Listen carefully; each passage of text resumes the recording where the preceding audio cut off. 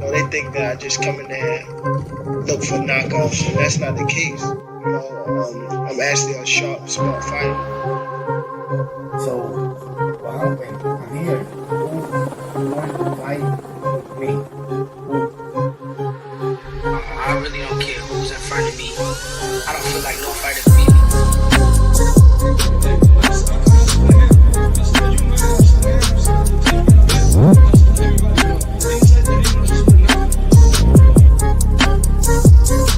My goal is to demolish everybody, to be honest. Everybody that's in my way. The pinnacle to any weight division is to have all the belts, all of the titles.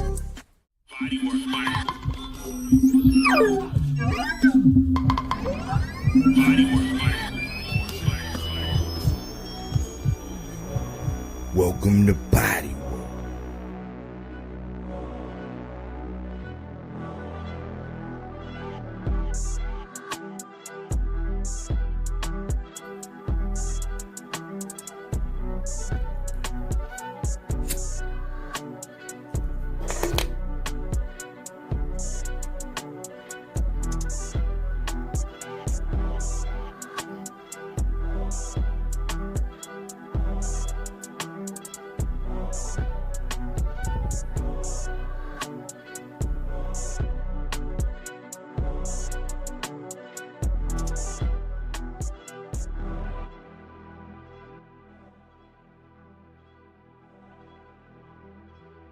Welcome back.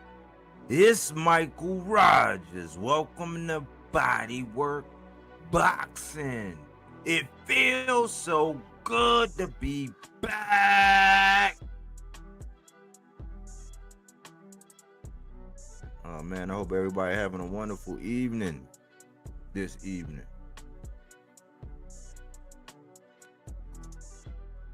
You hear the sound of my voice, that means that you're still here. That you're with us. You know what I'm saying? Cookie Monster. Salute the Cookie Monster. Bodywork. Okay. New intro. Fire. I'm trying to do something different. I'm trying to keep the proverbial juices flowing. Mic check. Sounding crystal clear. That's what I like to hear, my dear. But you know, boxing, man, it has its rough times, man, and I'm trying to come up with some things, man, to kind of encompass how I be feeling about boxing, because it'll make you want to walk away from it, man. Boxing is so weird, man. But only thing came to mind is this parable about the miner. Salute to Richard Hill. Two miners dug side by side. One quit because all he found was dirt. The other smiled because he knew something the first miner didn't know. You only find gold by digging through dirt. Oh man, the dirt was evidence that there wasn't gold. It was evidence that he was getting closer. Every boxing era got its dirt, its politics, its bad scorecards, mismatches. Shit, frustrating negotiations, we just went through that. But if all we focus on is the dirt, we gonna miss the gold that's developing underneath. And tonight isn't about the stars everybody already knows, right? It's about the fighters quietly digging towards greatness, the dark horses that could change their divisions. You know, so that's just a little something the way, you know, I always say boxing, man, and especially being a hardcore, it's almost like in a relationship. You got to find ways to keep the juices flowing, keep the honey on the moon. You know, stay engaged, stay entertained, stay focused. Don't get distracted to make it work. And the powers that be are kind of making it hard because they push certain things.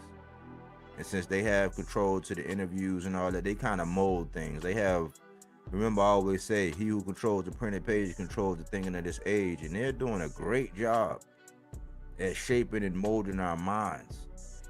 So we're going to talk a little bit about that in the housekeeping as we open up, man. But I just wanted to talk about the dark horses. Maybe you got a dark horse in boxing that nobody's really thinking about. You know what I'm saying? Somebody that's not under the big bright lights, somebody that's not associated with being the face of boxing or the face of YouTube boxing or whatever face. You know, I wanted to stay away from that. I think that's really starting to run its course. I think it's pretty much ran its course.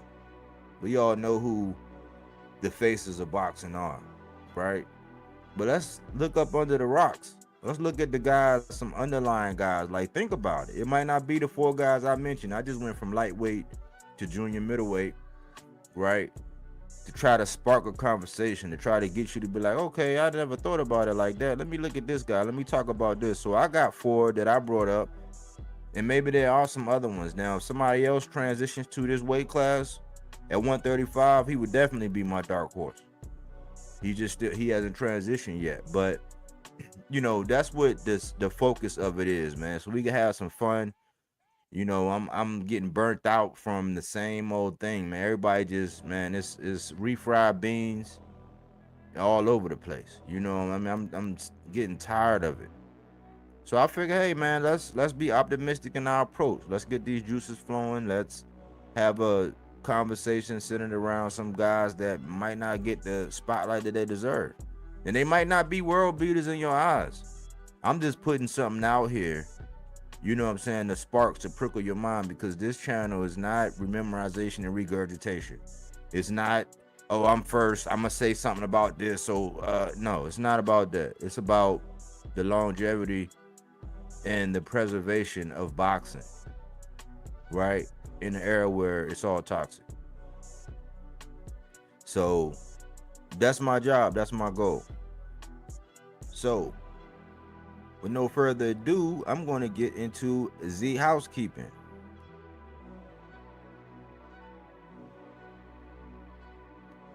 Number 1,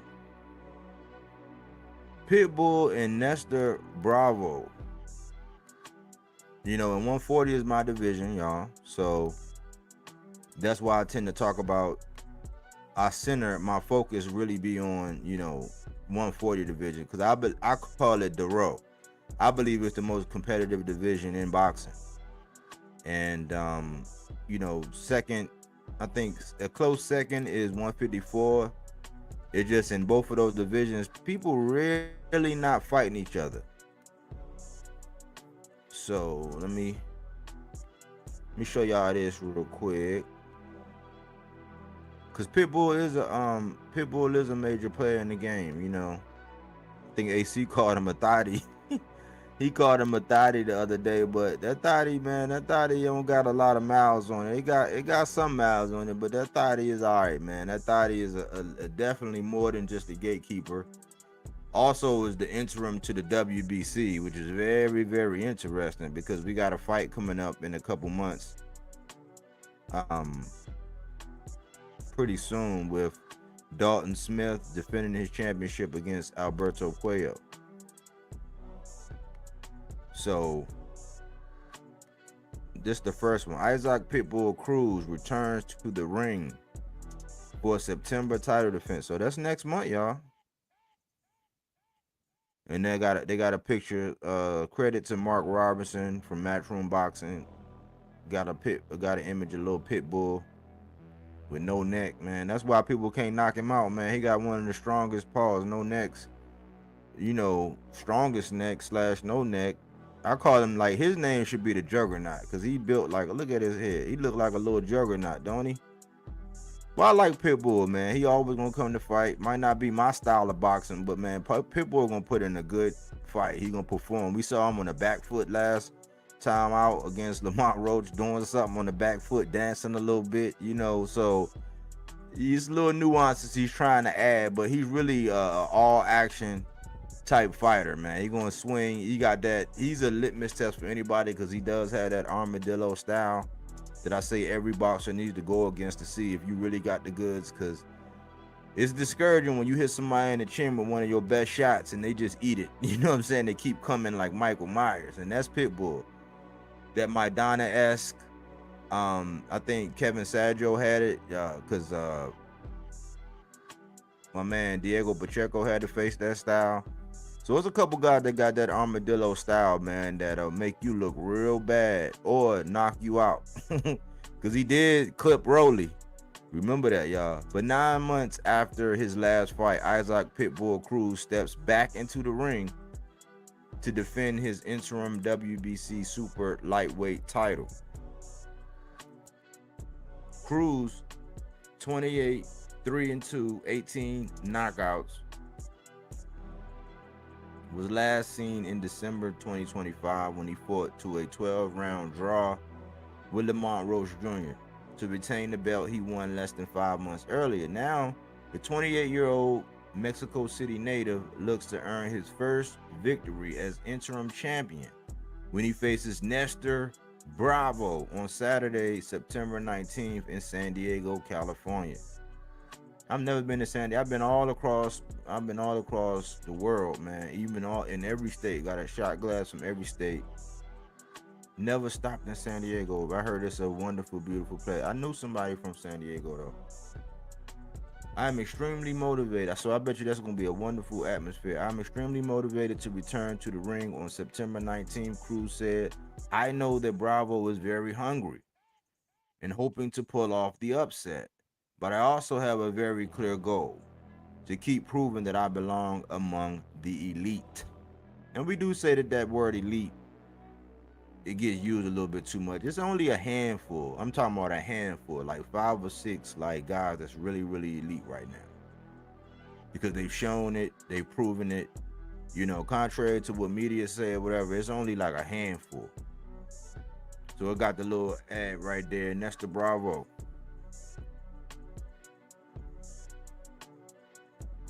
And it says, plus interim WBC middleweight champ, Jesus Ramos. Jesus Ramos is one of them guys that actually grew on me, man. I like Jesus Ramos. I wish he wouldn't have moved up. Because I thought, I seen a couple guys at 54 that he could have gave problems to. A couple guys. But he's also on there. Battles mandatory challenger, Miram. Bravo is he's 24-1 with 17 knockouts. Suffered his first defeat in March of 2025 when he lost by split decision to Indogeni. Indogeni got stopped by my guy Tito Mercado, and I'm gonna digress. But the 32-year-old from Puerto Rico bounced back in the next fight, scoring a knockout victory over Pedro Campa in Brooklyn in January. Yeah, I remember Pedro Campa was the first guy after Teofimo Lopez fought Josh Taylor, and he got that stoppage, you know what I'm saying, against Pedro Campa. It was late, you know, but it was an overwhelming type thing. So if you wonder who Pedro Campa is, he done bounced back, but then he got sparked. That could have been one of the knockouts of the year when Nestor Bravo bounced back. Now, Bravo looks to continue his winning ways this time with a title on Z-Line. September 19th is going to be a classic Puerto Rico versus Mexico showdown. Y'all know that's always good, man, when you get them two against each other. So it's going to be lit. Bravo said, I'm very grateful to my team and everyone who made this incredible event possible. I'm facing a tough, aggressive fighter who comes forward and likes to engage. But I have all the skills and versatility to win by any means. Right there on fight now. Puerto Rico will have a new champion, interim champ. In addition to Cruz versus Bravo, another fight has been announced on the card as interim WBC middleweight champion Jesus Mono Ramos Jr. would take on mandatory challenger Miram Nursultanov in the co-main event. That's good, even though I don't know Sir Nurse Sultanov. I don't know him, but I gotta do my homework. Further bouts will be announced, so they're gonna still stack the card. It's still much more. Watch, and that's the advertisement for the guy right here, 21 years old, getting ready to take on Herkovich, man, to try to get that strap. He's gonna be the youngest heavyweight champ if he were to get it, next to Mike Tyson. So they got their little ad for that on the 29th. So we gotta look. We can look forward to Pitbull Cruz staying active, getting back in the ring. He's a definitely exciting little fighter. You know what I'm saying? And like I said, all the time it's going to be. It's always a good one when you get Mexico versus Puerto Rico. And I got my man AC is in the building. What's going on with you, AC? Man, everything is good, bro. I just I was just caught up in trying to end a political show because I co-host a political show as well, and it just ran a little bit late because we were covering some topics in depth and things like that. But yeah, I'm here, man. I'm ready to get this boxing conversation going, bro. And yeah, the Dark Horse Project. I'm with that. Yeah, I just went through number 1 on the housekeeping, but glad you would come on board. I didn't know if you was gonna sit this one out. I was just gonna rock it out, but just 300 be needing something, you know what I'm saying? So I was like, I ain't gonna let y'all down, because if I walk away sometime it's just like when you be working out, when you miss one day turn to 2 days, 2 days turn to 3 days, and then next thing you know, you're like, I gotta get back. So I'm like, no, I gotta be just like I've been hitting that workout every day. I'm like, I gotta stay on schedule because we only come on every other day. So it's like, at least I could do is just keep it going with that. So, I didn't want to walk away. I wanted to give the 300 something that they could chew on. But I'm going on to the second one now. All right. Hitmen play devil advocate now. So I'm asking a question. Do hitmen play the devil advocate? Like, it's so weird. And y'all probably like, what are you talking about, Mike? If you listen, I'm gonna tell you, right? Look, man, this is starting to become a thorn in my side, and I'm still gonna use the touch and go approach. I'm only gonna touch on it and then I'm gonna go. But this guy right here, this is what I mean.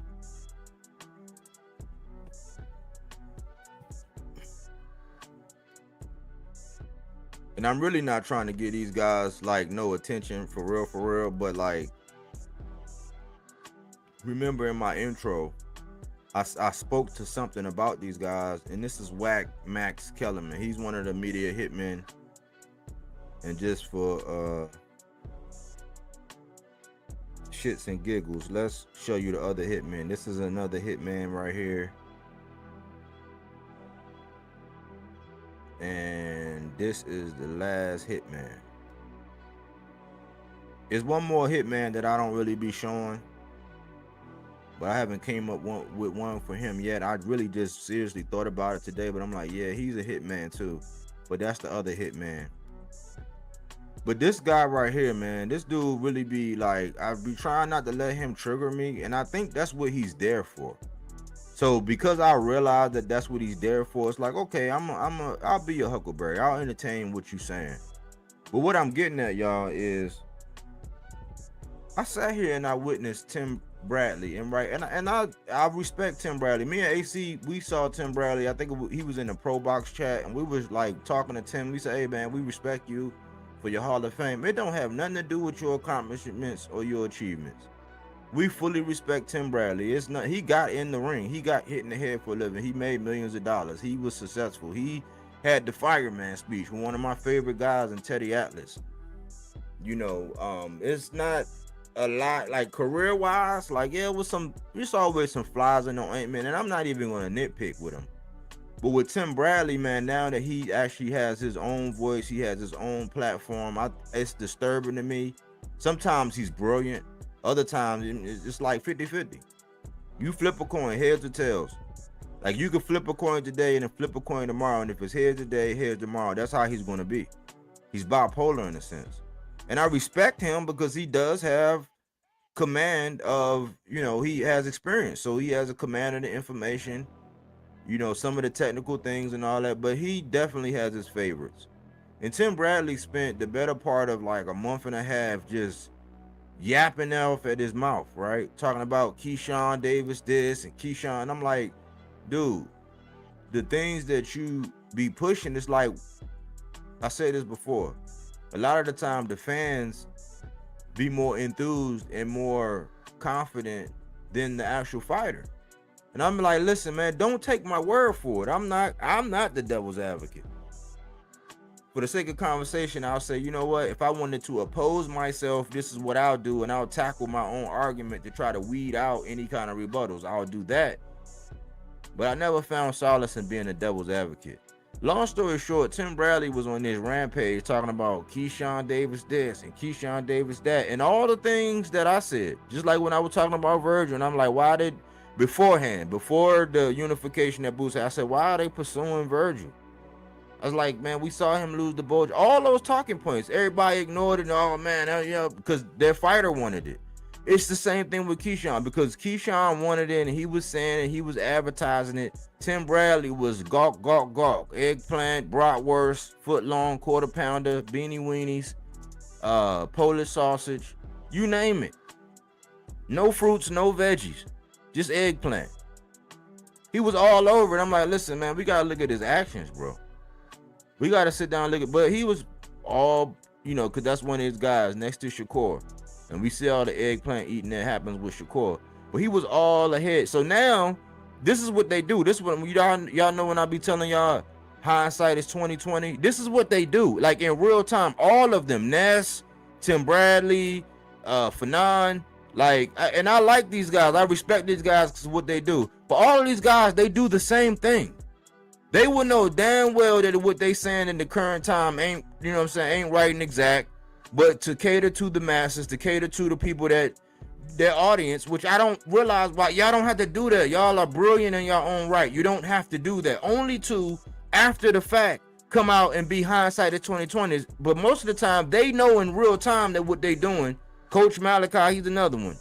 They know in real time that what they doing and what they saying, they ain't about being shit on certain topics and certain fighters. They know that in real time that they pushing some bullshit.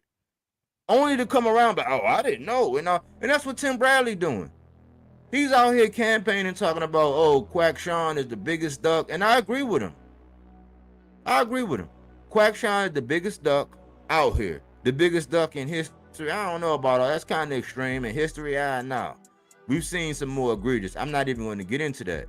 I'm proud of Tim for making a stance, but I'm like, we got to slow down. That's what I'll be trying to say. We be giving these guys the benefit of the doubt. These fighters, we give them the benefit of the doubt. Then there are fighters that have done and shown and proved, but they never get the benefit of the doubt.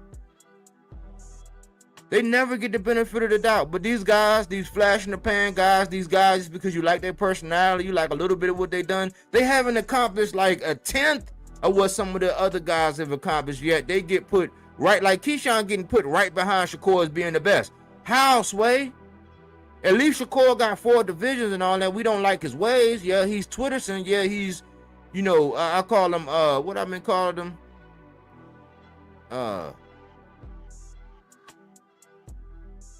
Shaquack. So we got Quack Sean and Shaquack, I've been calling them.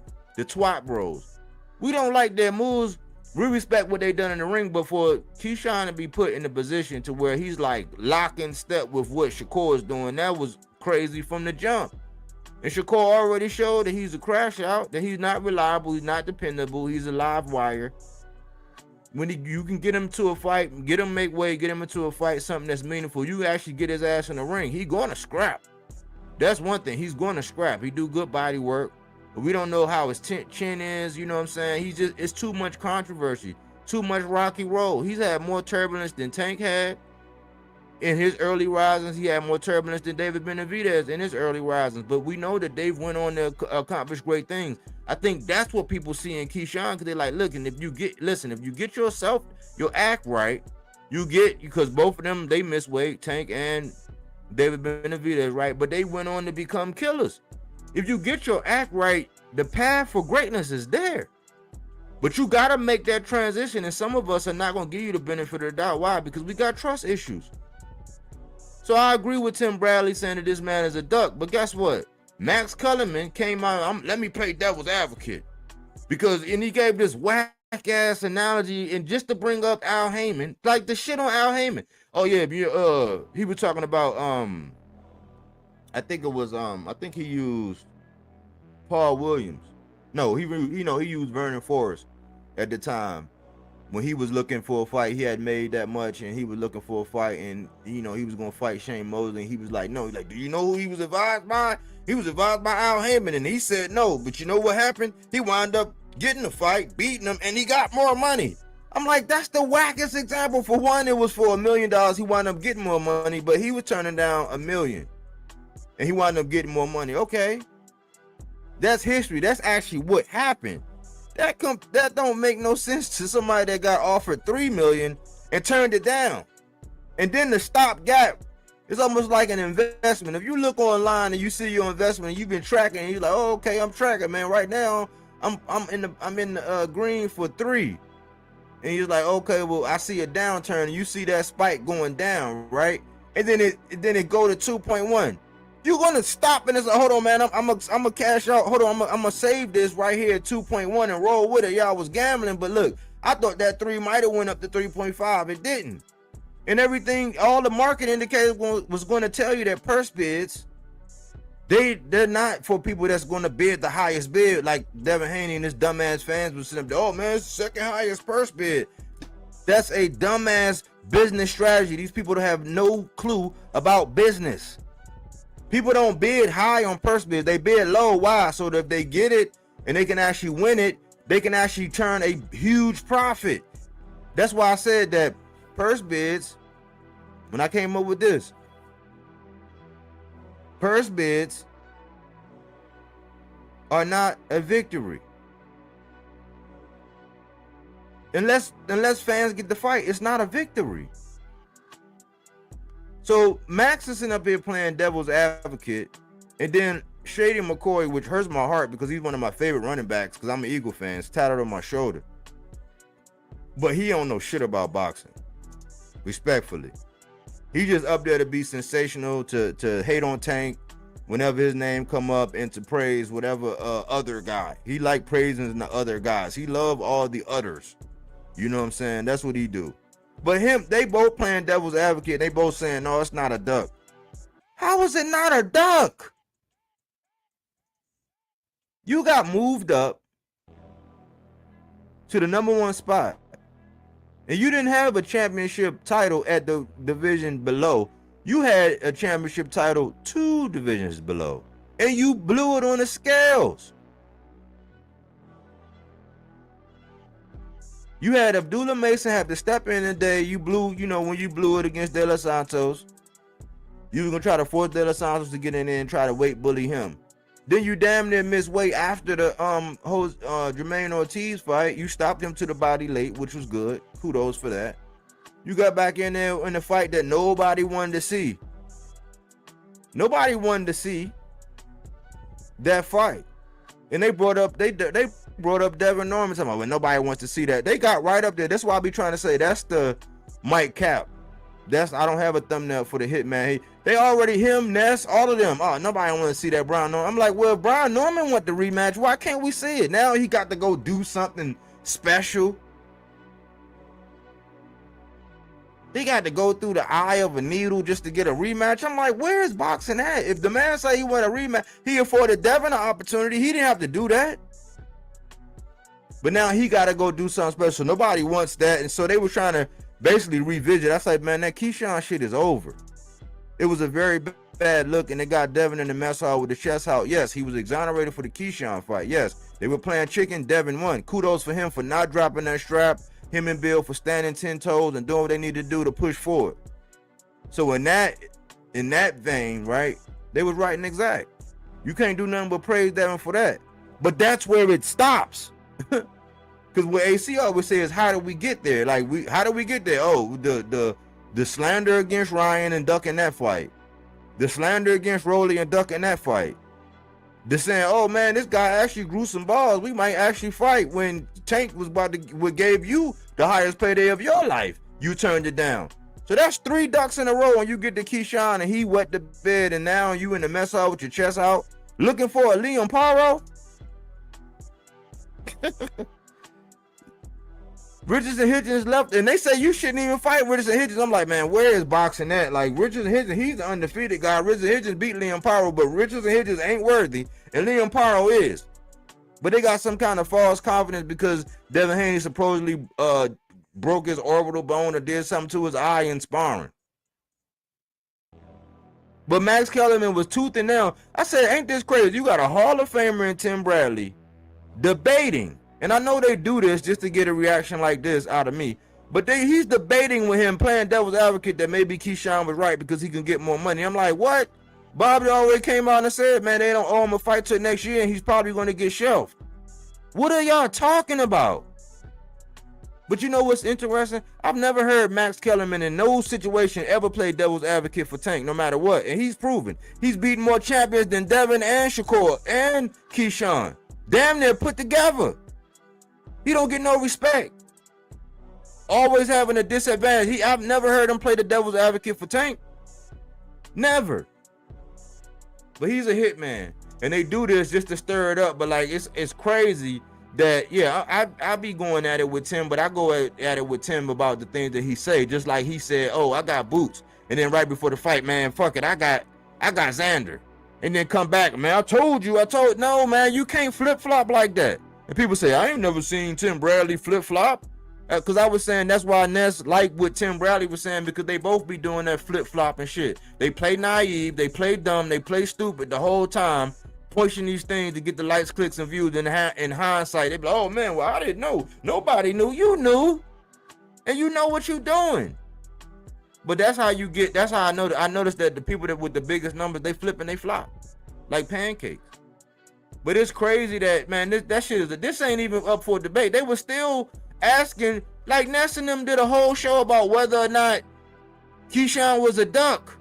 I said the title of the show should be Is Water Wet? Is the sun hot? This shit is just dumb, man. They got platforms and people that watch and view, and it's like this shit is going into WWE. We love and praise the storyline behind some of this shit so much that we get so far away from actually getting the fights that you're still pushing us on. After that shit, after Keyshawn said no, everybody should have came out, did their piece talking about this man as a duck, and then we should have moved on. It's not trivial. It's a big ass duck. It's not up for debate. But Max playing devil's advocate just to stir the pot, man. It's just dumb, man. And Tim Bradley was the only one standing tall. But I notice how they don't have people like, they don't have Gabe Rosado recycling back on there. They don't have Malik Scott recycling back on there. Why? Because they were both boxers. Gabe Rosado has done some commentary, but Gabe Rosado has a very nice resume. He might not have won the big fights, but he's been in the ring with a lot of people. Malik Scott, he was a decent fighter, right? He went on to be a coach, but they both know. And I noticed that those guys, the ones that got kicked back and have some kind of this kind of solving in the things that they say, they don't have them back all the time. They always had the people with the shenanigans on there all the time. Why? Because controversy and stirring the pot, that's what sells. That's what pushed the envelope. It don't have shit to do with real boxing and shit that's gonna get us down to getting real fights.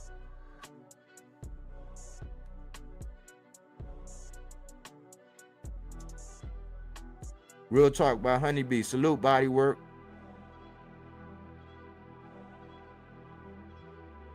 Yeah, I sent you the email. Senior Squeaky. I guess you a comedian? Senior Squeaky? Cause I wouldn't quit my day job if I was you, brother. I don't know what the hell you talking about.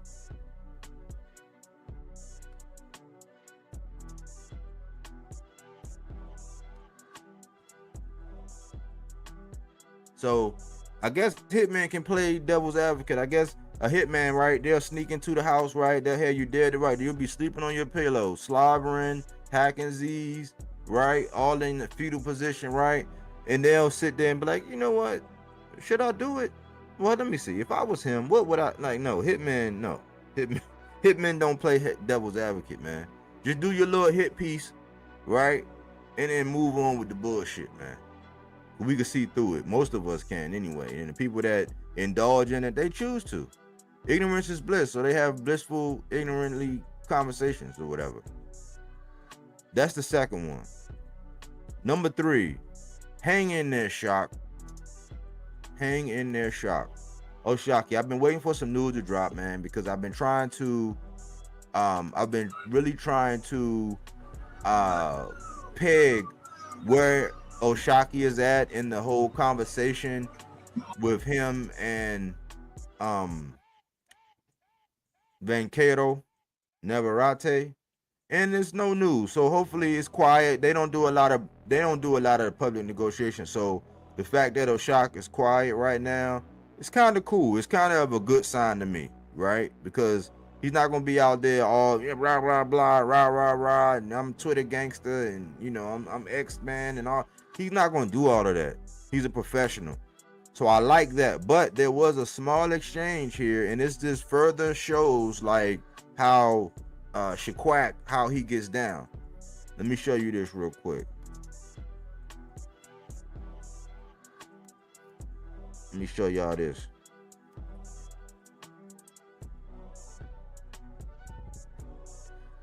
On Monday, Foster alleged that Stevenson is scared to face him, to which the latter dismissed the Texas native by warning with a laugh. Little 130-pounder, mind your 130-pound business.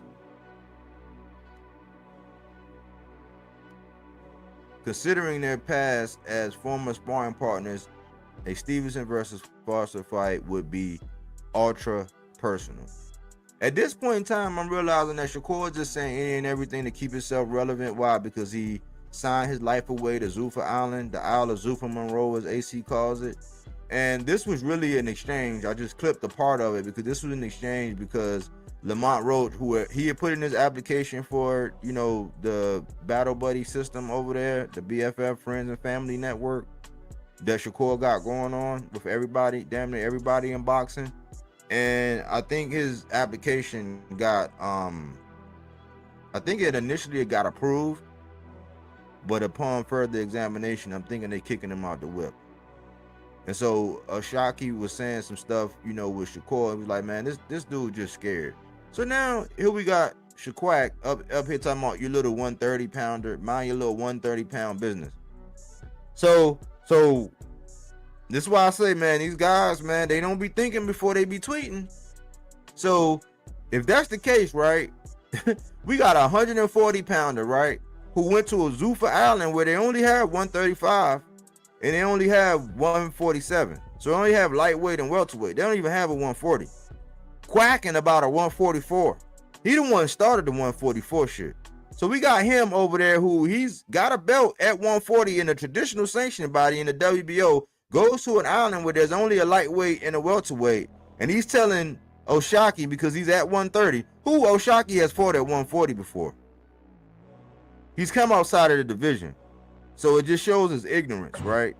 But if that's the case, then you need to pick a division, Shakur, which would be 135 or 147, right? And then you need to mind your business at that division, because it makes no sense. And with this one, it says considering their past as former sparring partners, a Stevenson versus Foster fight will be ultra personal. And I think that's one of the reasons why Shakur don't really want that fight, because there will be aggression there.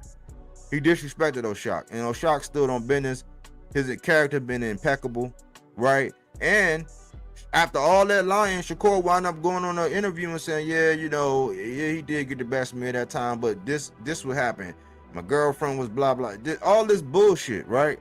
After lying on the man all that time, he finally come out and tell the truth. But people didn't give Oshaki the benefit of the doubt. I did, because I started looking at his character, and he had to earn that, just like a lot of the guys.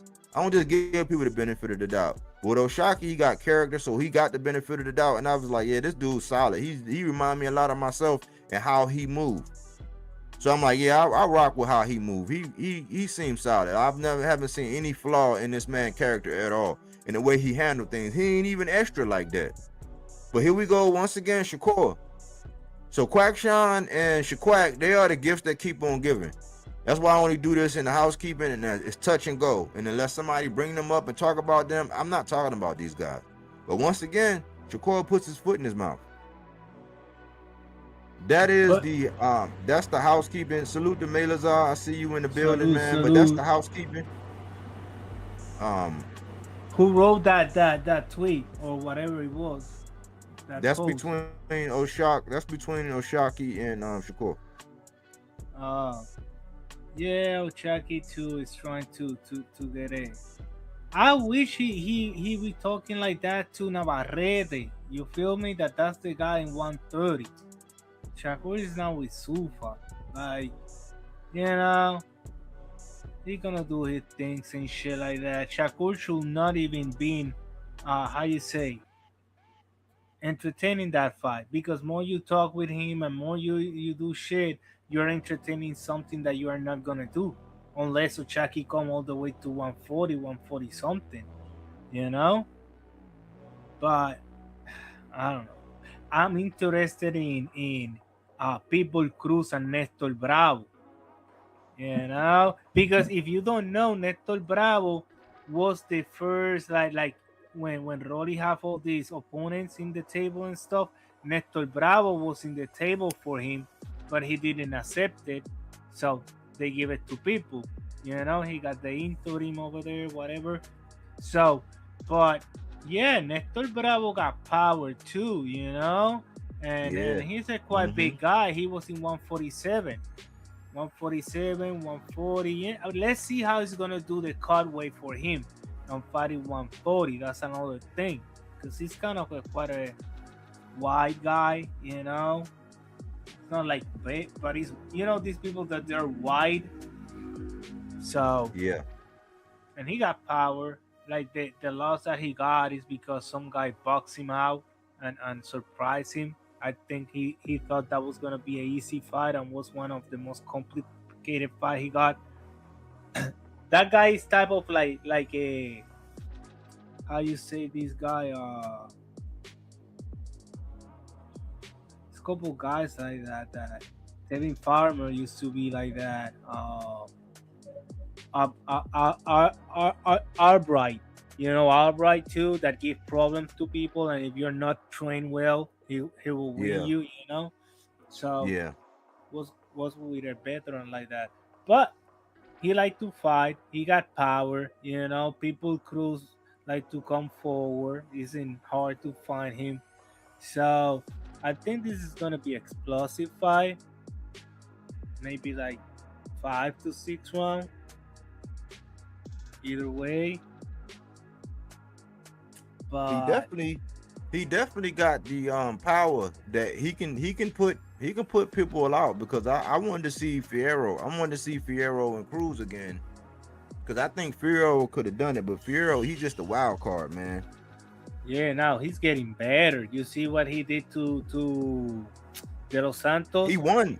Yeah, I think he beat Yo, Duarte. Yeah. he no, but he knocked the shit out of De Los Santos. Bro, lights out, like in the canvas with no hands, head first, bloop, like that, and he got faster, stronger. You know, he's a tall guy, so I think it's very big troll for Cruz, but Bravo, he got power. You saw that last knockdown he got in his last fight. It was like kind of a back and forward, and suddenly a hook, and the guy was lights out. So he got that too. But people know how to break opponents' hands with that. You know, how you say, the turtle shell that he get. You know, he get like a little turtle. Yeah, the He's armadillo. really I thought small. the armadillo style. Yeah. Yeah, the armadillo style, that one. So we have to see, because you know, he got his things. Who was the other guys you got? I forgot.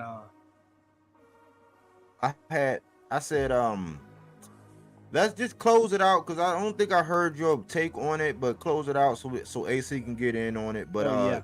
the let's book in the Keyshawn. Let's book in. I've never got your thing, but they're sitting up there acting like it's a debate that Keyshawn actually ducked or not. Like it's like, how do you see that? This is business. This is business. Keyshawn got 15-5, and he saw the numbers and the business.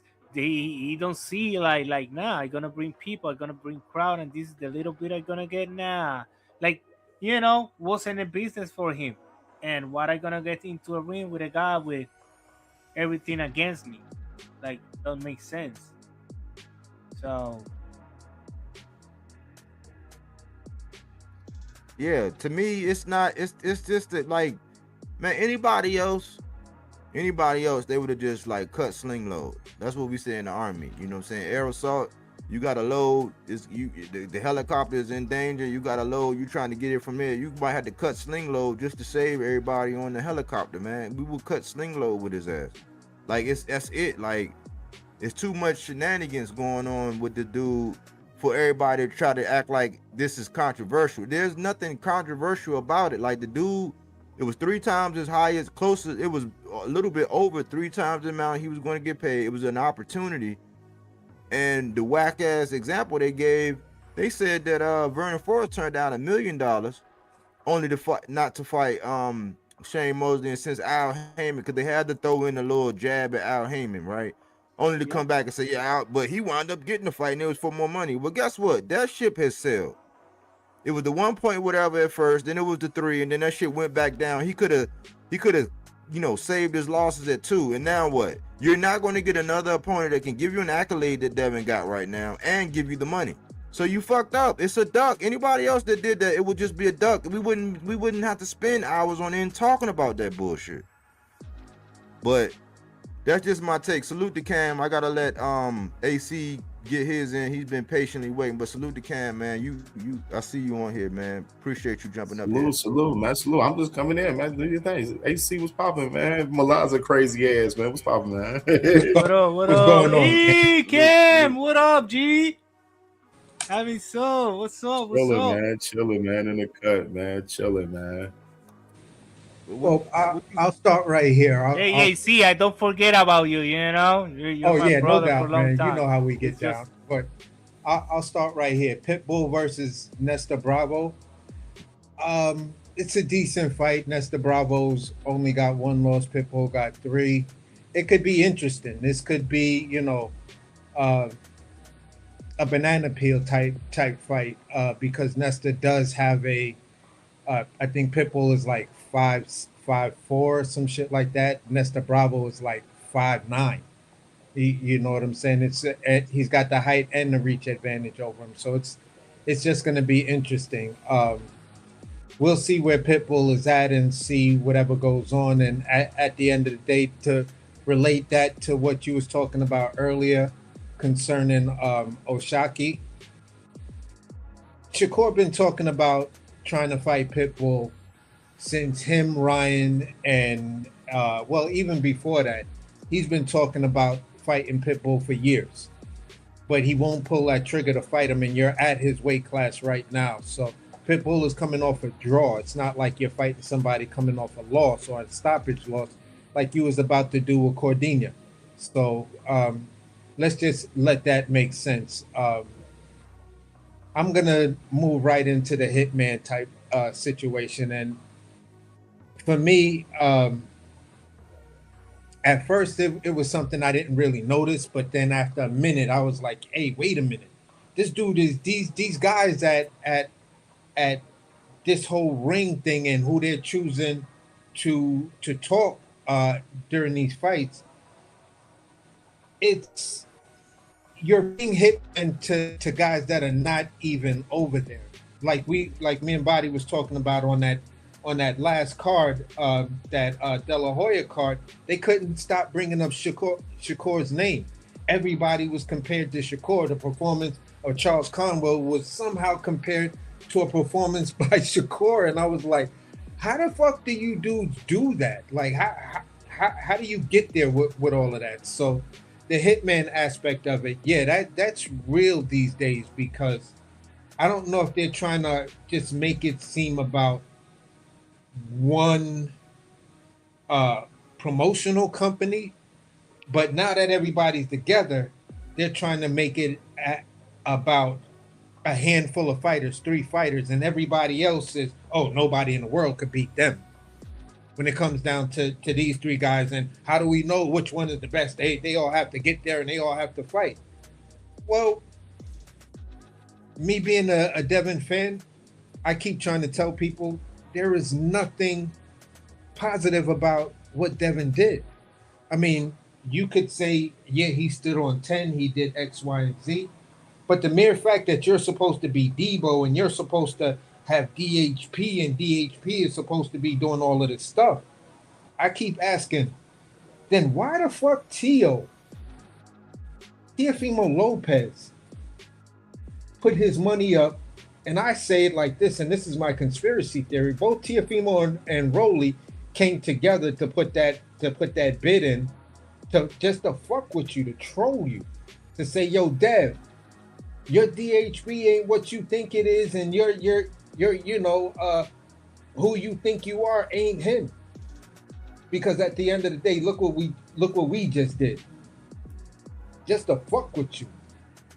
And then Top Rank coming out and, oh, it's the highest bid. So fucking what? That's not a good look. That's not something to cheer about.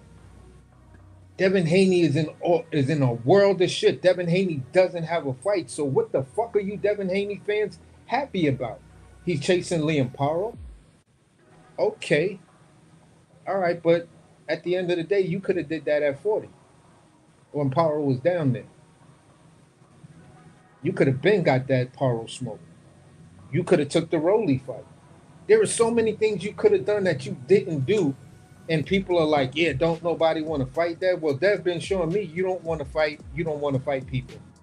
You want to fight a specific person if the advantages are there. If they're not there, I ain't fucking with you. Shakur come out and within the last couple of weeks dropped at least 3 tweets telling Bozufa and Ring Magazine who he not gonna fight.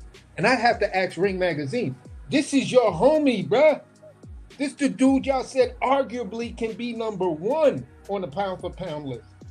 Tell me what other pound for pound fighter is moving like this dude, tweeting who he not gonna fight.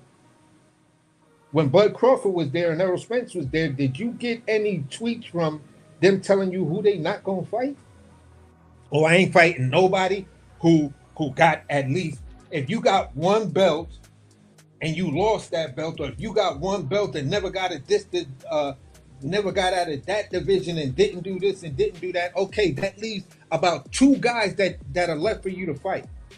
Number 1 was Devin Haney, the number 2 is Tank, according to these tweets you dropping. And now you don't even want to fight them. Oh, I'm past that. That fight is behind me. Tell them goofies to leave me alone and all of this other stuff. I'm like, bruh, where the fuck are we in boxing? And that's where I'll leave it with that, because the hitmen are out there praising this guy, telling us that he's the best. Well, I ain't never seen the best fighter in the world run from so much smoke. And finally, yeah, Oshak, hang in there, because all of us real fans know that you did what everybody's cooking Keyshawn for. They're saying Keyshawn is the biggest duck. You inherited that because of what Shakur did with Oshaki, because there wasn't enough room on that Dick glazing piece of meat that y'all was glazing to put both Shakur and this guy on. So what do? You said, all right, we're gonna give Shakur a pass and say, well, Shaq has got 3 losses and Shaq is this and Shaq is that. But the minute Keyshawn fucks up and Keyshawn think he's gonna get the same treatment, no, you gotta pay double, because we couldn't cook Shakur for that. So we're gonna cook you, the second best choice. And that's why, to me, it's very heavy-handed on how people are talking about Keyshawn, when at the end of the day, guess who did that same thing that Keyshawn just did at 154 pounds when it came down to Boachuk, and we was talking about Boots going up there to fight that same guy. You feel what I'm saying? A dude just did the same thing. The fight was mandated. It was getting ready to go to purse bid, and then he ducked out of the fight. to go fight Virgil and get stopped by Virgil. But we weren't calling him a duck, the biggest duck. We weren't calling Shakur the biggest duck. So why the fuck is Keyshawn the biggest duck when he's just following what was already established? And I'm not sticking up for Keyshawn. I'm sticking up for the same energy argument. When one fighter does it, don't come up with the excuses. Then when another fighter does it, yeah, well, he did it and he got a Virgil fight. Okay. He got stopped by Virgil, but it's still the same situation. Keyshawn doesn't have a fight. Oh my God, Keyshawn. Oh my God, I'm about to jump out the window. So for me, I'm just a little confused about the energy that's being heavily handed on Keyshawn. And I'm not bringing out my violin. I'm not trying to be sympathetic to the dude. I'm not doing none of that. Cook the shit out of him because he deserves it. Because right now, this shit is becoming an epidemic. So that's where I'll leave that. Go ahead. If you wanted to chime in, Cam, you go ahead. I landed my plane. So good shit, good cook up right there, AC, man, for sure, man. Hey, man, I'm with you, man. As far as the I'll just go along with y'all talking about as far as Pitbull and Nessa Bravo. I talked about this fight. I mean, it's a cool little fight for Pitbull to get back in the groove and stuff after the Roach fight and everything, and have a nice little payday show out in front of his his fans and everything for us that fight, and still be a good little scrap for us. Jesus Ramos on that card, fighting Miriam on that card, so I'm interested in that fight as well, man. So definitely interested for us September 19th for us those guys concerns. Now for us the man, man Keyshawn, man, Coco Puff Keyshawn Davis, man, it's nasty work for that man out here right now, man. I don't know what's going on, but definitely we know what's going on. I mean, it's the obvious that obviously you got Shakur, Keyshawn following up on Shakur's.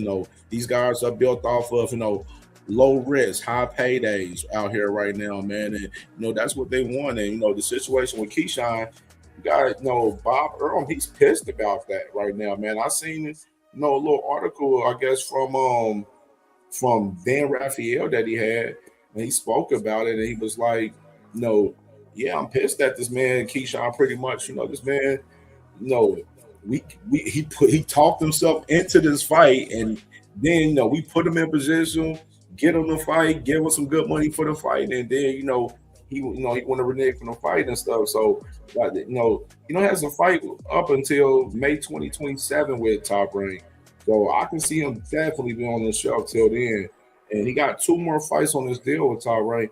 Ain't no telling what Top Rank gonna want to do with this man, because he done dropped the ball on the De Los Santos situation, and he dropped the ball on this situation with Devin Haney now, man. And you got Shakur out here moving shaky, putting roadblocks between a lot of fights that he has among coming across his way, and have the big brotherhood with Keyshawn, Ray Ford, Africa, all of these guys. Like nobody's in boxing history has done this. Like, far as have a whole brotherhood, put so many roadblocks in between fights. It's like ridiculous, man. And right now, that it's translating to where the casual fans are seeing what Shakur and Keyshawn is all about. The mainstream media, and of course, the hardcore fans, of course, us, us real ones speaking about it, man, because we definitely been speaking about it heavy for us. These guys, man, moving shaky out here, man. I know Bodywork and AC, of course, man. So definitely, man, it's just nasty work to see these guys move crazy out here in AK, man. It's hurting the sport badly, man. They're watering down the sport with all of this shaky business out here, man. Definitely. They definitely are. I'm frustrated with them guys, man. And I hate the way the media is handling it. Right now, I'm trying to tackle the media and try to open people's eyes up to how they paint people. It's like, it's nowhere in the world you should be out here in defense of Keyshawn, because what you're going to do, and this is what I always say, what these guys are doing, especially with them being the Olympians, with them being Olympians and them having the pedigree they come from, They are setting a precedence. All we talk about precedence. And when you do that, you got young guys doing this and doing that. So when they come up to terms, they're gonna be able to say, "Oh, nah, he did it." Cause just like what Max was saying, since Vernon Forrest did it, and Al, you know what I'm saying, pretty much negotiated and worked it out to where he still got the fight. He went on to beat him and he got more money. So what? Would that mean that when you get in that position, then that was for $1 million. This was $3 million. And in that short time frame, it ain't that much inflation in the world. For the biggest opportunity of your life, all of the little screw ups you done already made, right? And then this was the worst thing you could have done, Keyshawn, because now you got Devin Haney in the mess hall with his chest out, acting like he got a victory. I'm like, dude, wake up. This was not a victory for Devin. And for him, and watch, we ain't gonna hear all this back and forth in the media when it come down to him and Liam Paro. Next thing you know, they're gonna say, "Oh yeah, the fight is announced." It ain't gonna be like 3 months of being in the media and all this back and forth and all this, and that's Richardson Hitchens leftovers. Now I know Richardson Hitchens, he used to be one of my guys, but he got on my shit side. But that's leftovers in the grand scheme of things. So why wouldn't you fight Richardson Hitchens? Like, it don't make sense. Why would you fight Liam Park? Like, because obviously it wasn't about legacy. It was about legacy. You would have did what you needed to do to fight Ryan. It was about legacy. You would have did what you needed to do to fight Rolly. If it was about legacy, you would have took Tank out, took him up on this offer, because you was begging. Like, it was annoying the shit out of me how much Bill was begging for that 144 with Shakur. That was begging. Y'all peep how he was begging for that, and that was the least one. Like, and out of all these opponents, Shakur was the one with the least risk, because you know, okay, you might get outboxed, but you ain't gonna get beat the fuck up. You know it's real deal Holyfield when you get in there with any one of these other guys, where you might get your shit splattered all over the place. So now you're gonna go from Liam Paro, and watch, it ain't gonna be all of this bickering and back and forth with no Liam Paro. That shit gonna go down. He gonna sign up, and Liam Paro, I mean, it's gonna be Kambosos 3.0.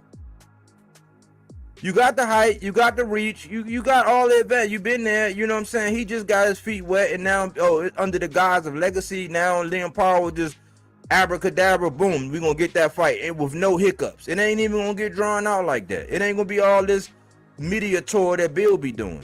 It's bullshit. So that was the worst thing. That's why I'm more upset with Keyshawn. Okay, you do what you say you doing what you doing for your career. I understand. Okay, cool.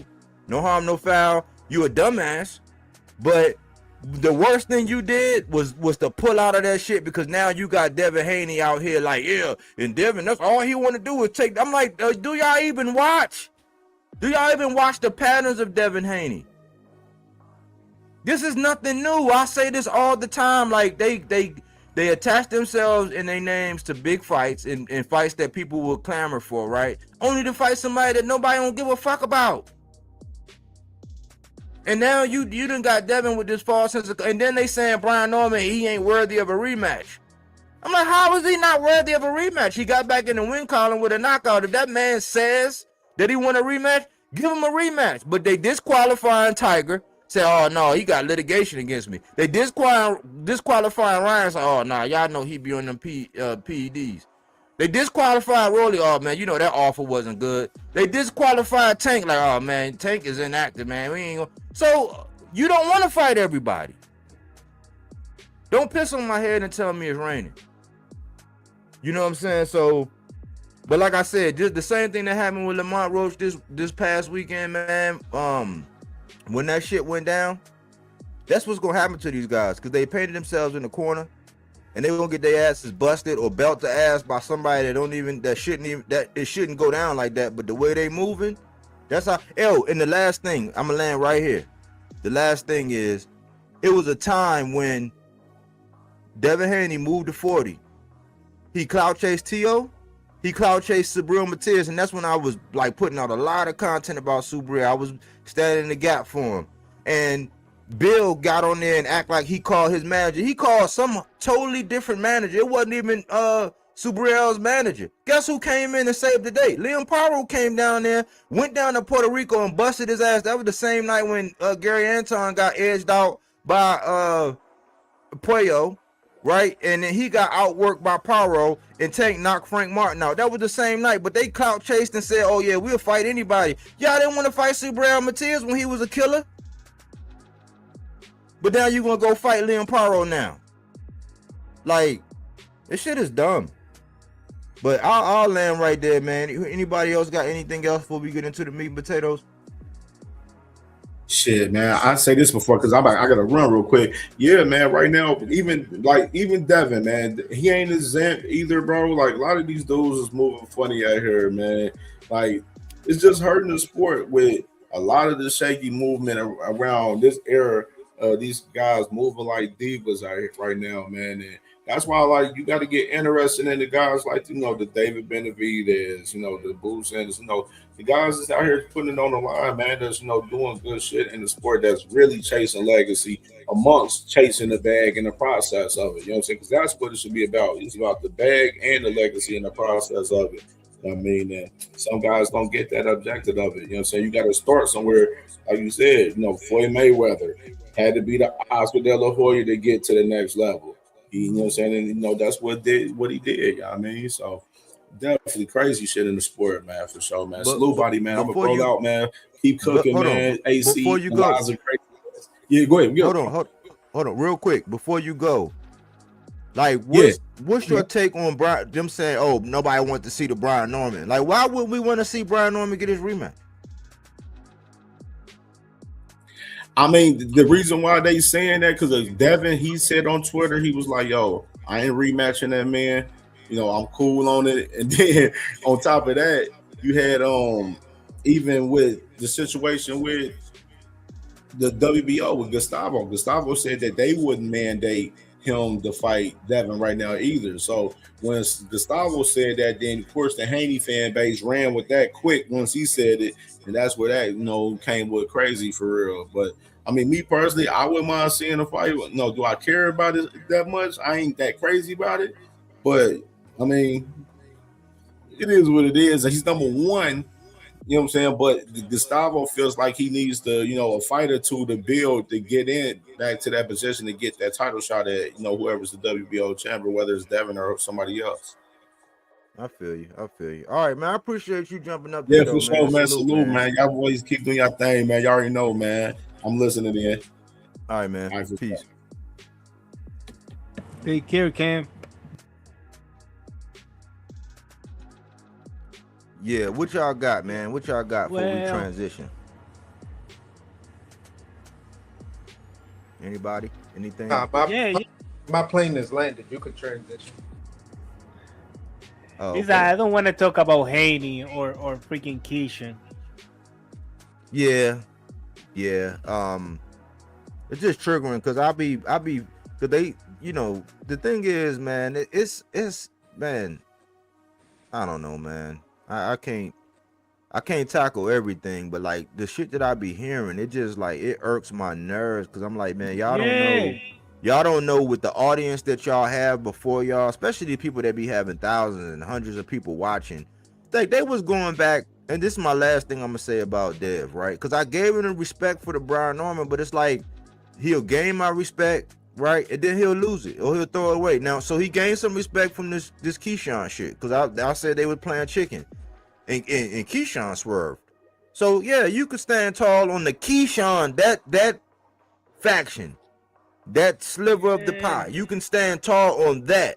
Everything else is BS because they was going back Ness from the Haney voice. Yeah, this man was talking about, he wanted to fight anybody from Robert Easter, and he brought up the Mikey Garcia and I'm like, no, you didn't. I got videos in real time where I debunked all of that in Ness's own voice. Like I got a whole video in Ness's own voice going at it with Bill where he debunked it, but now he playing dumb again. Like he debunked it on his show, and now he's playing dumb again. The nigga never wanted to fight Robert Easter. He never wanted to fight Mikey Garcia. There was clout chasing Adrian Broner because he was long in the tooth. And Boots, Adrian Broner, Blair the Flair, all of them were chasing Adrian Broner. Blair the Flair, in his unorthodox way, he landed that fight. He knocked his tooth out and pieced Adrian AB up. But for real, that nigga ain't want to fight all them people. It's just like with Haney's playing what he deserved because you see, Roddy Romero have already a fight with Teofimo in the T-Mobile Arena, and Haney still looking for scraps everywhere, and he cannot find a fight because he's not entertaining, and nobody want to do a 70-30 or 75-25 deal. Get the fuck out of here. You don't even sell tickets, and you want the freaking 75 piece of the cake? Hell no. You know, But like that's what Miller's are. Liam That's why we Paro in needed. Australia. That's why we needed Keyshawn to get in there and try to bust his ass. We needed Keyshawn to Ah, do that. You know what I'm saying? He dropped Keishan the saw ball. that the deal is not good for him. You know, anyway, you go into a fight 50-50, and the deal is not good for him in nothing, not in the weight class, not in the money, not in the place. You know, I bet it was a bunch of shit that he looked into that and he was like, nah, I'm not gonna get involved in this shit. You know, like Kitchen isn't stupid neither. And yes, he entertained the media and social media and all these Haney fans and stuff that like to go with that shit. But Haney's no business for nobody. And anyway, Keishan got 15 fights. Haney got 30 something fights. So Keishan still have a freaking career and he can do better, have a lot of better opponents, stay 140 because it's not like he's at 147. He's just like, how you say, he don't like to train. He got so much talent that he don't want to train, like he's not motivated enough because he think that just with his talent and a little bit of training he can make it, you know. I don't know, like that he can Yeah, do we're gonna 140. see. We're gonna see what happened with him, man. I'm done with Quack Sean, man. Like that nigga, like let him go get it out the mud. You know what I'm saying? Let go get it out Yeah, the mud. Since you so talented, let him get it out. His promoter ain't with him. His promoter don't like what he just did. You know what I'm saying? He's getting ill advised.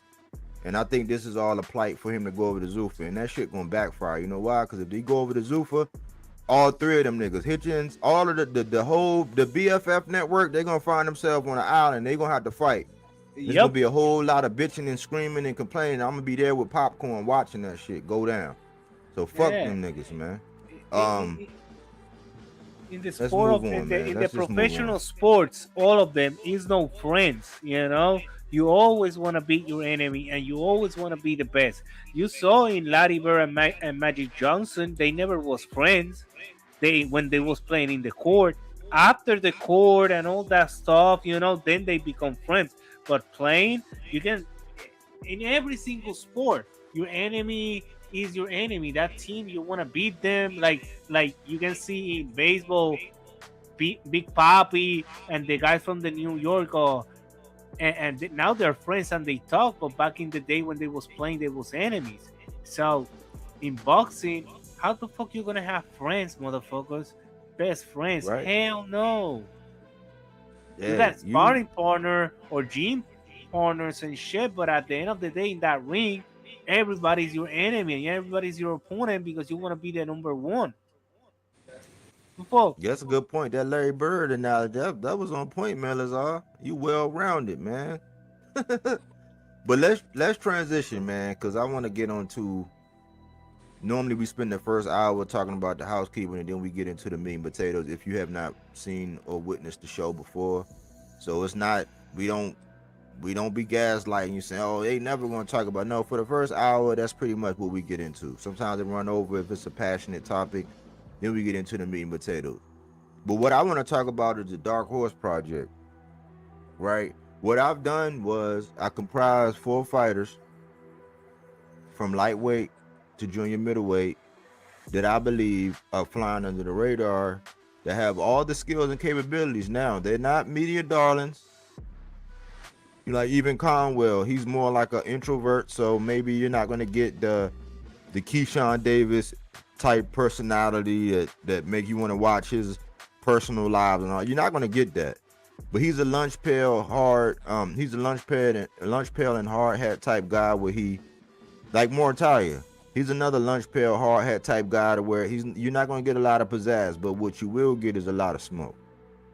And so I highlighted these guys these 4 guys, and I wanted to show that I'm really not biased towards Zuffa, because I said that when it came down to Zuffa, there are a couple guys. I like Jaleel Hackett. He's from DC.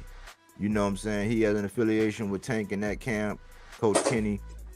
You know, and I'm proud of what he's able to do. And I always said, like from its inception, I said, yeah, there are a couple guys that probably needed to go over there. Like I thought Rayo, I thought that was like Rayo going over there. I'm like, yeah, that's a good fit. Why? Because you've had fights, you've had big fights, you've lost, you've come back and stopped everybody that you lost to, right? But you're not one of them guys. You're not like an A-lister. If boxing had A-listers, B-listers, and you know, a caste system like that, you're not an A-lister, and maybe you need a little bit more money so that you don't have to go, you know, work at a grocery store or do something like be a mechanic or something, but like enough money to sustain yourself so you can still box for a living. That is the prototypical type of person that needs to be at Zuffa. Like I think El Rayo would be the poster boy. If he can land that Shakur fight, I think he is the poster boy for what the type of fighter that needs to go to Zuffa. It's almost like Pro Box but on steroids. Like it's on Pro Box with a nice purse. It's on Pro Box to where it's like, okay, cool. I don't gotta go get a job. Like I'm not gonna get into the whole. I think his name is Lonnie Daniels. Like that guy Lonnie B. That guy Lonnie B. Lonnie B is a guy who took on a lot of different fights, right? And he bit off more than he can chew early, and he was a late notice replacement. He's a guy to where it's like you can call him late notice, and he probably going to accept it, and you can probably strong arm me. He say, hey, man, this all you going to give me? Man, take it or leave it. 3 weeks. He like, oh, shit, I got to take this. But he's working security. So had he not had to work security, like right now, I would say a guy like, it's a guy, and he's coming back, Malik Iceman Hawkins. He was matched heavy. He from Baltimore. Nice. I ran into him at the grocery store. I ain't say nothing to him. This back in COVID, we had masks. I ain't say nothing to him. You know, we was on North Avenue, and in Baltimore, you just don't. You know what I'm saying? I ain't want to come off like no groupie or no flunky, because I'm definitely not. But then I didn't want him to think that I was trying him or doing nothing. But I just saw him. I was like, man, what is Malik Hawkins doing on North Avenue at the gas station? And this man, I seen an image with him and Coach Calvin the other day, and he was saying he's coming back. It's going to be a long way back because boxing years and the time he's had off, it's going to take him a while. But I always said, man, this is what I said. I said it on one episode too. I said if Malik Hawkins could have got down to Pro Box, if he would have given the same opportunity that JoJo Diaz got down at Pro Box, we would be talking about him. Malik Hawkins is nice. They saying he come. I think that he would be a prime candidate for Zuffa. So I'm not.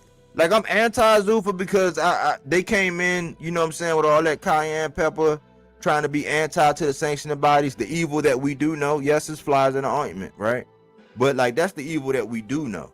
But, like, guys like Malik Hawkins, I thought he would be good. El Rayo, he's good. Jaleel Hackett, he's good. I think even Shane Mosley Jr., I think he was good. He was a good fit for it. There were certain guys that's a good fit for Zuffa, but like not marquee guys. Like Shakur, he has no business over there.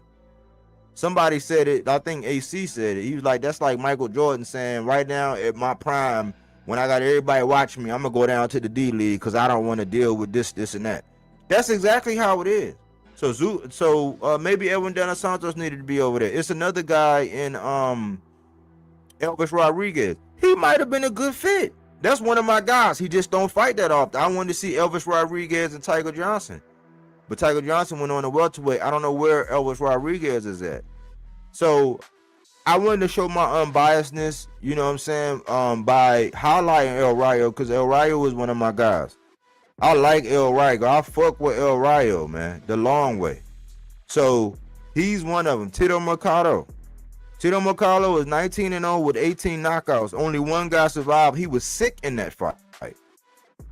He has all the skills to pay the bills. He's on a net. He signed over there with the same promotional company that Clarissa Shields is signed to, Win Records and all that. But they also have a DAZN deal. So even though he's with, you know, a smaller fraction, you know what I'm saying, a splinter of, like, he's not with one of the major players, but he's still with a guy that has a the zone deal. So that means that still all fights are on the table. And I think that was kind of smart of him because he won't get shelved by guys like what happened over there at Golden Boy a lot of the times. The Golden Boy, quote unquote, if you want to call it that, they always take precedence over the Blair Flairs, over the Speedy Rashidis, over the Charles Conwells. Wink, wink. You know what I'm saying? Tito Mercado was smart because he took the momentum he had coming from Matchroom. I guess that, and he knew that he was going to be putting a shell wide because they was all up Shakur Stevenson's ass, right? All up Conor Benn's ass. Tito Mercado was getting left by the wayside. Richard Hitchens was getting left by the wayside, right? So they had the defect. But Tito Mercado just did it with Salita and win records or whatever. Rolly, man, if you really look at it, right, Rolly had his lumps in the road, right? He got put on stilettos by Tank. You know, he got sparked by Pitbull, but he's bounced back. He has maturity of some sorts, and guess what? He got a title. And he just got ducked by Devin Haney. I'm sorry. If you don't like it, bye. He got ducked. That was a straight up duck. Like, we could have got closure to a triangle theory that we have with Ryan, Rolly, and Devin. Well, a lot of us think that Ryan got Devin number, right? Some people discount it because of the Oster ring, right? But Rolly was able to make Ryan put his hands in his pockets. And some people say, oh man, it was because Rolly wasn't in a good headspace. Pretty much it was a bad night at the office. I'm like, okay. But the only thing is I never hear Ryan talking about getting that get back. And I thought that because of the sparring and whatever history they had, the same reason why I think that Shakur ain't in no rush to get in there with Oshaki. Because we could say we want, oh man, he's so much bigger, he blah, blah, blah, he this. No, he admitted that Oshaki got the best of him in sparring. So we know that what happened in sparring should stay in sparring, just like Vegas, right? But that's not always the case. And these fighters know. So I believe that Rolly, he got Ryan number, right? Ryan got Devin number. And with that triangle, we were going to see who had whose number between Rolly and Devin. And Devin was like, nah, I'm not a real promotional company. I don't even want to invest the $6 million in myself. I'm not going to gamble in myself. I need guaranteed money. Okay, cool. I think he's the dark horse because he already got a strap. He was sort of like a joker or a wild card in a sense, but he has matured. I think his skills have matured. I think his personality has died down a little bit. He's still infectious with his personality. People still want to see him, and it's kind of like what's going on with Rolly? He's interesting enough to where you'll watch him talk, and he got some philosophy, and he's a little smarter than what you would think he is. You would think he was dumb as a box of rocks, but Rolly has wisdom. It don't come off like high IQ, but it's wisdom. And he got a good coach. He left Bullet. He's with Salas, right? A Cuban coach. You know what I'm saying? So even when it's a language barrier or something that might not translate, he can get in his ear and tell him what he needed to do. He made Ryan put his hands in his pockets. He made Devin duck him. And he set up a fight with Teofimo Lopez, who some may argue is like he might be outmatched skill-wise, but I don't know. I've been seeing a lot of people jumping out there saying that Rolly might stop Tio. I'm thinking, man, shit, Tio rises to the level, and whenever he's moved up, not even moved up, whenever he's faced a champion, right? Like, not what happened with Shakur, but like when he fought Loma, who was that guy? When he moved up and he fought Josh Taylor, when he was that guy. Now he's moving up and he's fighting Rolly, who is, you know, I'm saying, man, quiet as kept. He might be that guy. Ryan not asking for no rematch. Devin ducked him. Who else we talking about? Tio might rise to the occasion because he gets up for them big fights because he's a roller coaster guy. And then we got Conwell, who just got hit back in the saddle, right? He's bad news. R.I.P. to Patrick Day. He sent, you know what I'm saying, Patrick Day up. He always pays homage and respect to him by having his patch on his shorts and honoring him. Sent letters to his family, you know, asking them should he continue and just letting them know that, hey, man, you know, it's just, it was what it was. It's just sports, you know what I'm saying? It wasn't intentional, and these things happen, right? He was Mr. Catch a Body without advertising. I'm Mr. Catch a Body. You know what I'm saying? But he really did. He's an action-packed guy. He faced Chino Perez. He lost, had a bad night at the office. Then he went on to watch Chino Perez fight Xander, get beat for a title, and then Xander unify, and then go on to have Boots. So in a way, Xander kind of took his lane. Now, would he have got no same opportunities? I'm not sure, because Conwell is a bad mamma jamma. He's 21-0. I mean, he's 21-1 with 17 knockouts, and he put somebody out of there. You know what I'm saying? He really took somebody up out of there. People are not ringing his doorbell and rushing up on him trying to see, you know what I'm saying, trying to get that smoke. They're not. They playing dodgeball. They sending low ball offers for him, right, and stuff like that. But these are the dark horses from lightweight to junior middleweight. And maybe these might not be your dark horses. It was a couple other guys I said I was debating about whether I could put them there. But I wanted to say, look, man, my issue with Zuffa is everything that I said before. But I still like certain fighters on Zuffa, right? So I wanted to highlight Rayo. Tito Mercado is my guy at 140. Rolly, he flying under the radar. It's something about them that people be like, man, I don't know if I want to get in there with this crazy ass. And Charles Conwell, he's just bad news. So maybe you have a different dark horse. Let's talk about your dark horse. Let's talk about these dark horses. I still got a nutritional value aspect of it, but that's just the opening dialogue to open up the conversation. So get in where you fit in about this. Who want to go first? Well, I'll start. Basically, I feel like this. Conwell is one of my it's definitely one of my dark horses. And I kind of put him in a category with some of these other young guys that are there for me. For me, Tito Mercado is definitely within that, because people just don't want to see him, and the promotional companies are reluctant to put the money behind him, because if you put the money behind him, then the guy that you are trying to spotlight and showcase, 9 times out of 10, his star is going to shine just a slight bit dimmer than this guy that you're claiming is the nobody. So some guys just have to do it from the mud, like they have to just show and prove whatever it is. Other people, they just say, yeah, I can do it, and everybody just automatically believes them. So for me, when I look at, let me see, Tito Mercado, Rohan Polanco, Brian Norman Jr., David Benavidez. These are the guys that, to me, even though David Benavidez has a big name, and we've had the conversation about him being the face of Latin boxing, the issue is that no matter what we're looking at from David Benavidez, looking at the moves, there was the justification of why David Benavidez shouldn't get the Canelo fight. Now they're talking about David Benavidez because Ja went over to Zuffa Island, and once he got over there, he saw the monsters, and now he's like, listen, at the end of the day, I got stripped. I lost a lot of stuff, and for me to get it back, for me to get validation back, knowing that I don't have a belt, David Benavidez is my fight. So if I can get the media behind me in trying to force David Benavidez to comply to me, then it is what it is. So I would say it like this, Ja, at the end of the day, stop mentioning David Benavidez's name if you and Zuffa is not going to send an offer.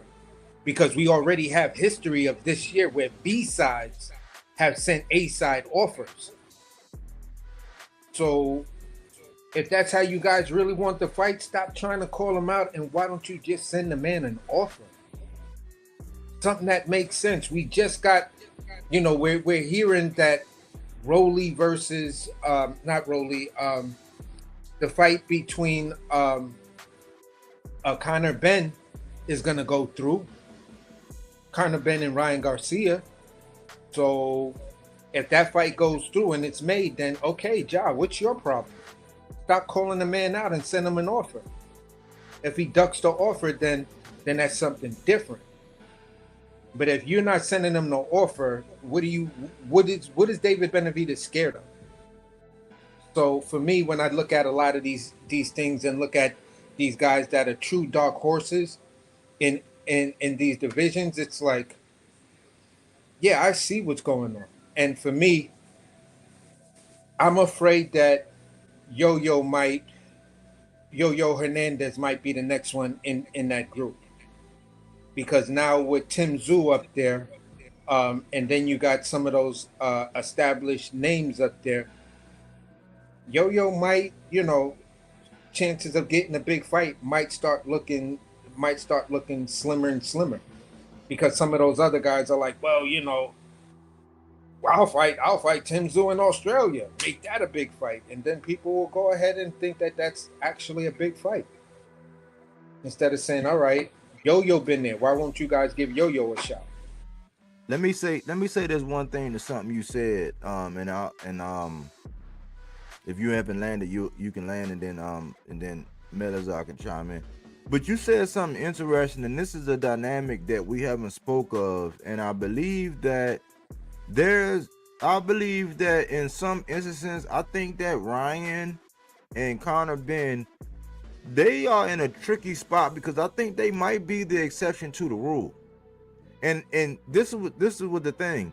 It was a small window to where they could have capitalized. Now you seen them give footing away to the whole opening up to letting them fight. Yeah, you starting to hear Dana White say, "Oh yeah, we might be open to, the sanctioning bodies." He was kind of cold the last interview I seen, where I actually took time out and watched what he was saying, because they was asking, they asked him who got the award for the last fight. He didn't even know. He didn't know, right? But I believe AC that, because you got to think Turkey. And I see you, Swa. You on there. But I believe that since Turkey has a controlling interest in Zuffa, he kind of like behind the scenes. He like a puppet master over there, right? He actually had Ryan on a contract. So when Zuffa signed Conor Ben, it was a tricky situation where Dana was just going to try to force feed and do whatever and cut Oscar out, but like Oscar, like, hold on now, I'm still that guy. The same shit he did with Virgil. Like, hey, y'all can't cut me out. These are still my guys. I ain't falling asleep at the wheel, but I might nod off every now and again. But wake up, I'm up, motherfucker. You ain't gonna do that. But the thing is, it's a tricky situation because they still had Ryan for one last fight. So this is an oddity to me. So this illusion that they can make any fights and do whatever, because they're not registered as being like what Oliveri was saying. Like, they gotta register and go through the proceedings to be able to bid and do whatever, like as a promoter or whatever. But they can still hold events. But see, since Turkey had Ryan on the contract, he could kind of bend a little bit to make that happen. I'm not gonna say that everybody, like what Shakur is saying, and how you like, wow, Shakur is saying what he's saying, while Richard Hitch is saying what he's saying. Even you got El Rayo saying what he was saying. Now he was calling out, he was saying he wanted Shakur. He called out somebody else recently. But with these Zuffa guys calling out non-Zuffa fighters, that might be short-lived. So we gotta keep an eye on that. I want y'all to keep in mind, this is what I'm saying. And long story short, Turkey had a contract on Ryan, one last fight. Zuffa signed Ben, but Turkey got a controlling interest. So yes, it took for Dana to say, oh no, we gotta acknowledge Oscar, and they gotta be, Golden Boy gotta be a part of it, because that's still a fighter. He was trying to debo the situation, and the shit didn't work. He wound up getting his brakes pumped. But I'm not sure that outside of him having a contract on Ryan, that it's going to be like that to where Zuffa fighters can fight anybody else. I think they still kind of on an island. So we giving them, not me, because I'm not French, but people are giving them the benefit of the doubt in that situation. But I'm not sure that Zuffa fighters can't only fight non-Zuffa fighters. I think that Ryan is just an exception to the rule. You feel what I'm saying, AC? Yeah, I definitely get it. And according to their business model, they cannot fight anybody that's not in Zuffa. But the only reason why, for me, I didn't know that dynamic with Ryan. I was basing the things that I was saying based on what the WBO president was talking about when he kind of was insinuating towards a path that Zuffa can play nice with everybody else. They just have to distinguish uh, uh, their big name fights versus the fights for the Zuffa title. Those are two separate entities. Here's the reason why I'm saying what I'm saying. When I watched the last Zuffa card, and this is where I'm going to land, I don't know if people really paid attention to the fact that the very beginning of that undercard thing, when the part that they were showing free on YouTube, you saw amateur fighting. Dudes with the red and the blue corner, and they had the helmets on. One guy had on the blue uniform, one guy had on the red uniform.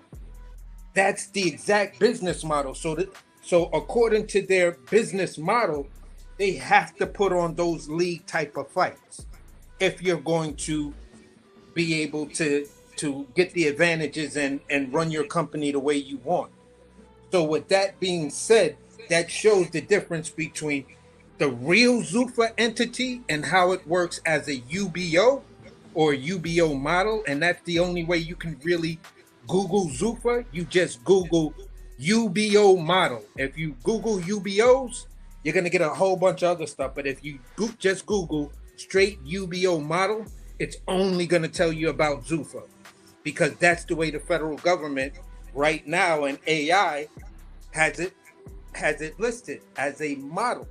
It's not something that's there because it hasn't even gone through its final House vote, and that's just not going to happen anytime soon.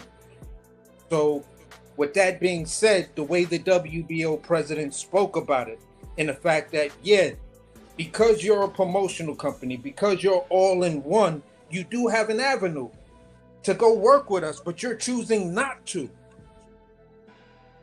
There's nothing within your framework that says you just can't change that rule and work with us if you're a promoter. And I'm going to bring up this example. Terrence Crawford versus Canelo Alvarez was a Zuffa promotion. There you go. So they already have experience with making regular boxing matches and working with the sanctioning bodies. Just with this your model, they're choosing not to. That's what it comes down to. So what it boils down to is whether or not Dana wants to concede on that Zuffa strap.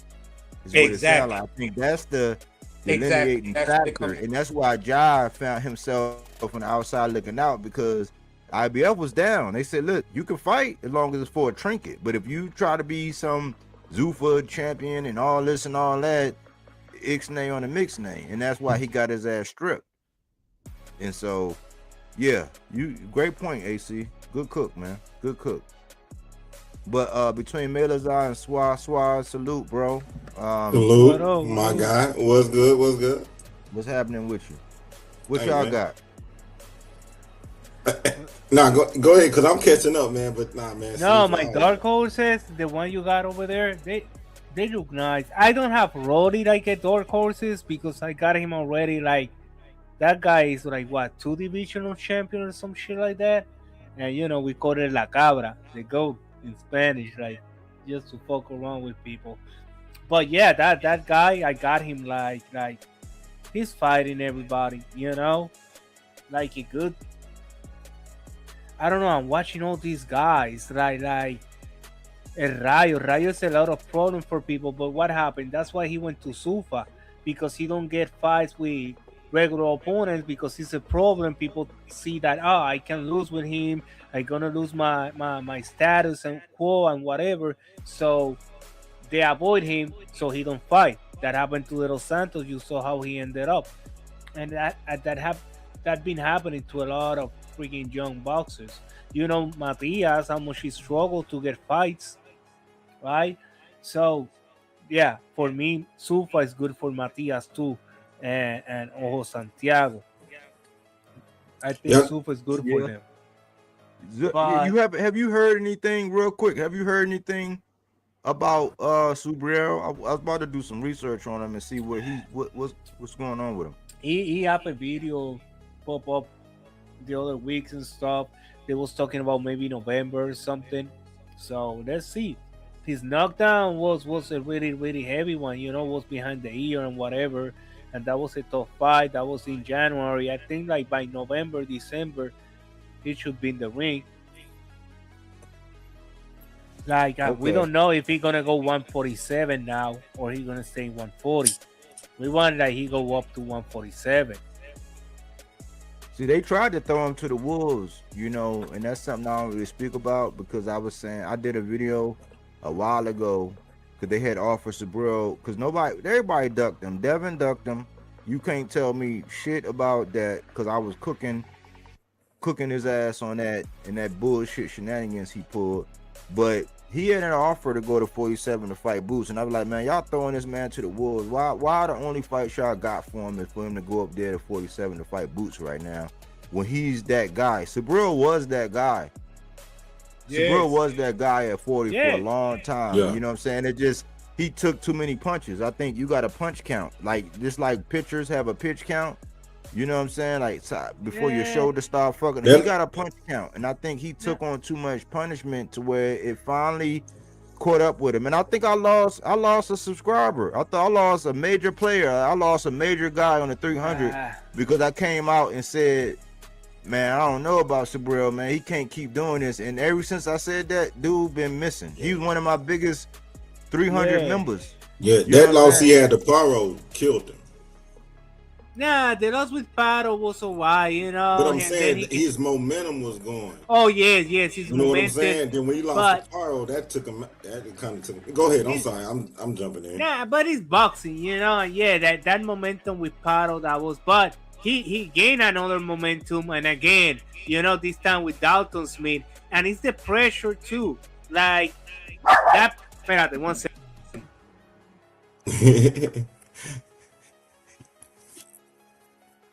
Yo, y'all talking about No, but I'm saying like go ahead, Malay. Dalton Smith too. Like he was the main event again. All the eyes on him. The pressure of the fight again. Eddie Hearn. Like then come out that stupid .00 whatever of the same shit that Rayo. That's stupid whatever. I don't know. Yeah. So took him out of concentration. They do a lot of drug tests, blood tests, all kind of shit. So when he got to that fight and he got that knockdown, I think that was all that pressure that just collapsed it there.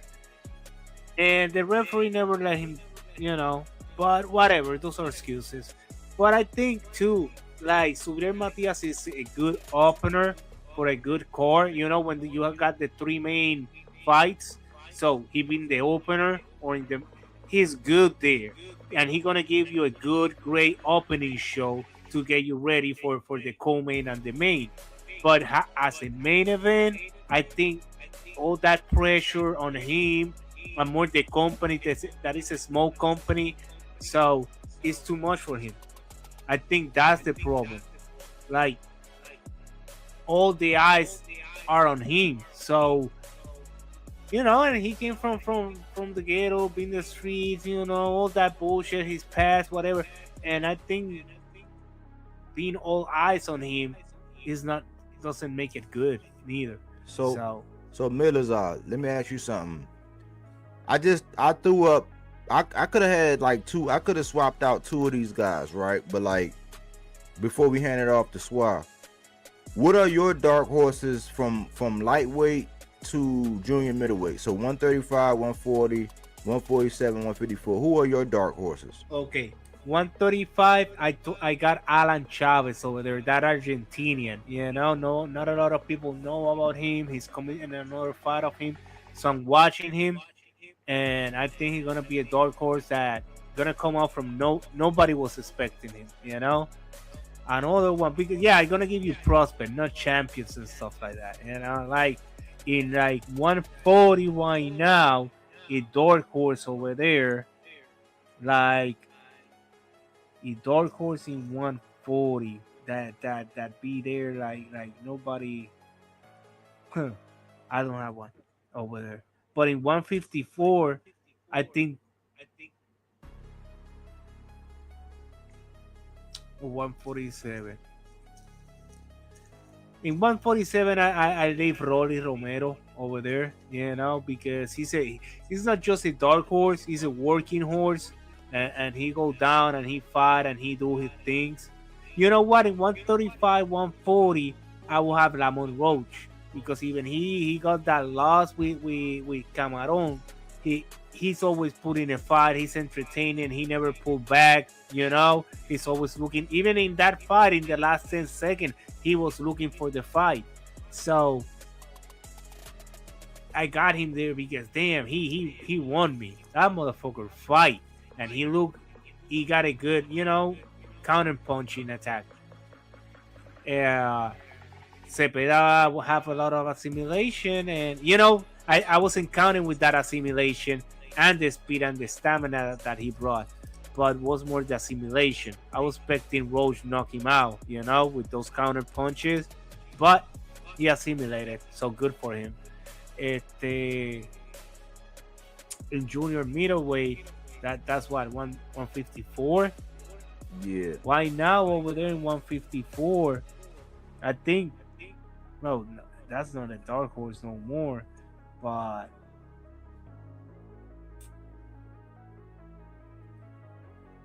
I don't know, because I like what Boots is doing in 154. But somebody. But he wouldn't be. See, he's the people's favorite. Like he's the guy that got. Oh, now yes. Now so I'm looking for that guy that's gonna come out, like gonna peel the curtains back and be like, hold up, we got another player that entered the game. Like, but if you don't got one, you can come back. There are a bunch of them, but yes, I have to think about it because it's a just bunch come of back them to that it. I've been watching. Oh, let me add one more. Josh Kelly. I like Josh Kelly, and I like how he's moving lately, and I think he's a dark horse. And another one, Vito Milanicki. I'm kind of feeling the way these guys been moving lately in their performances. See, when I said I could swap out two, Josh Kelly is really a guy. I could have really said that, but then I ain't want all the people to think, oh, you just hating on Boots. It's like, no, this don't have nothing to do with Boots. Like, but I like Josh Kelly got some skills, bro. And you take away that cut. You take away that dude headbutting him, because when you go back and watch that fight, that dude was headbutting the shit out of that man. I was like, damn, man, like that referee was trash, bro. But Josh Kelly, he got some skills.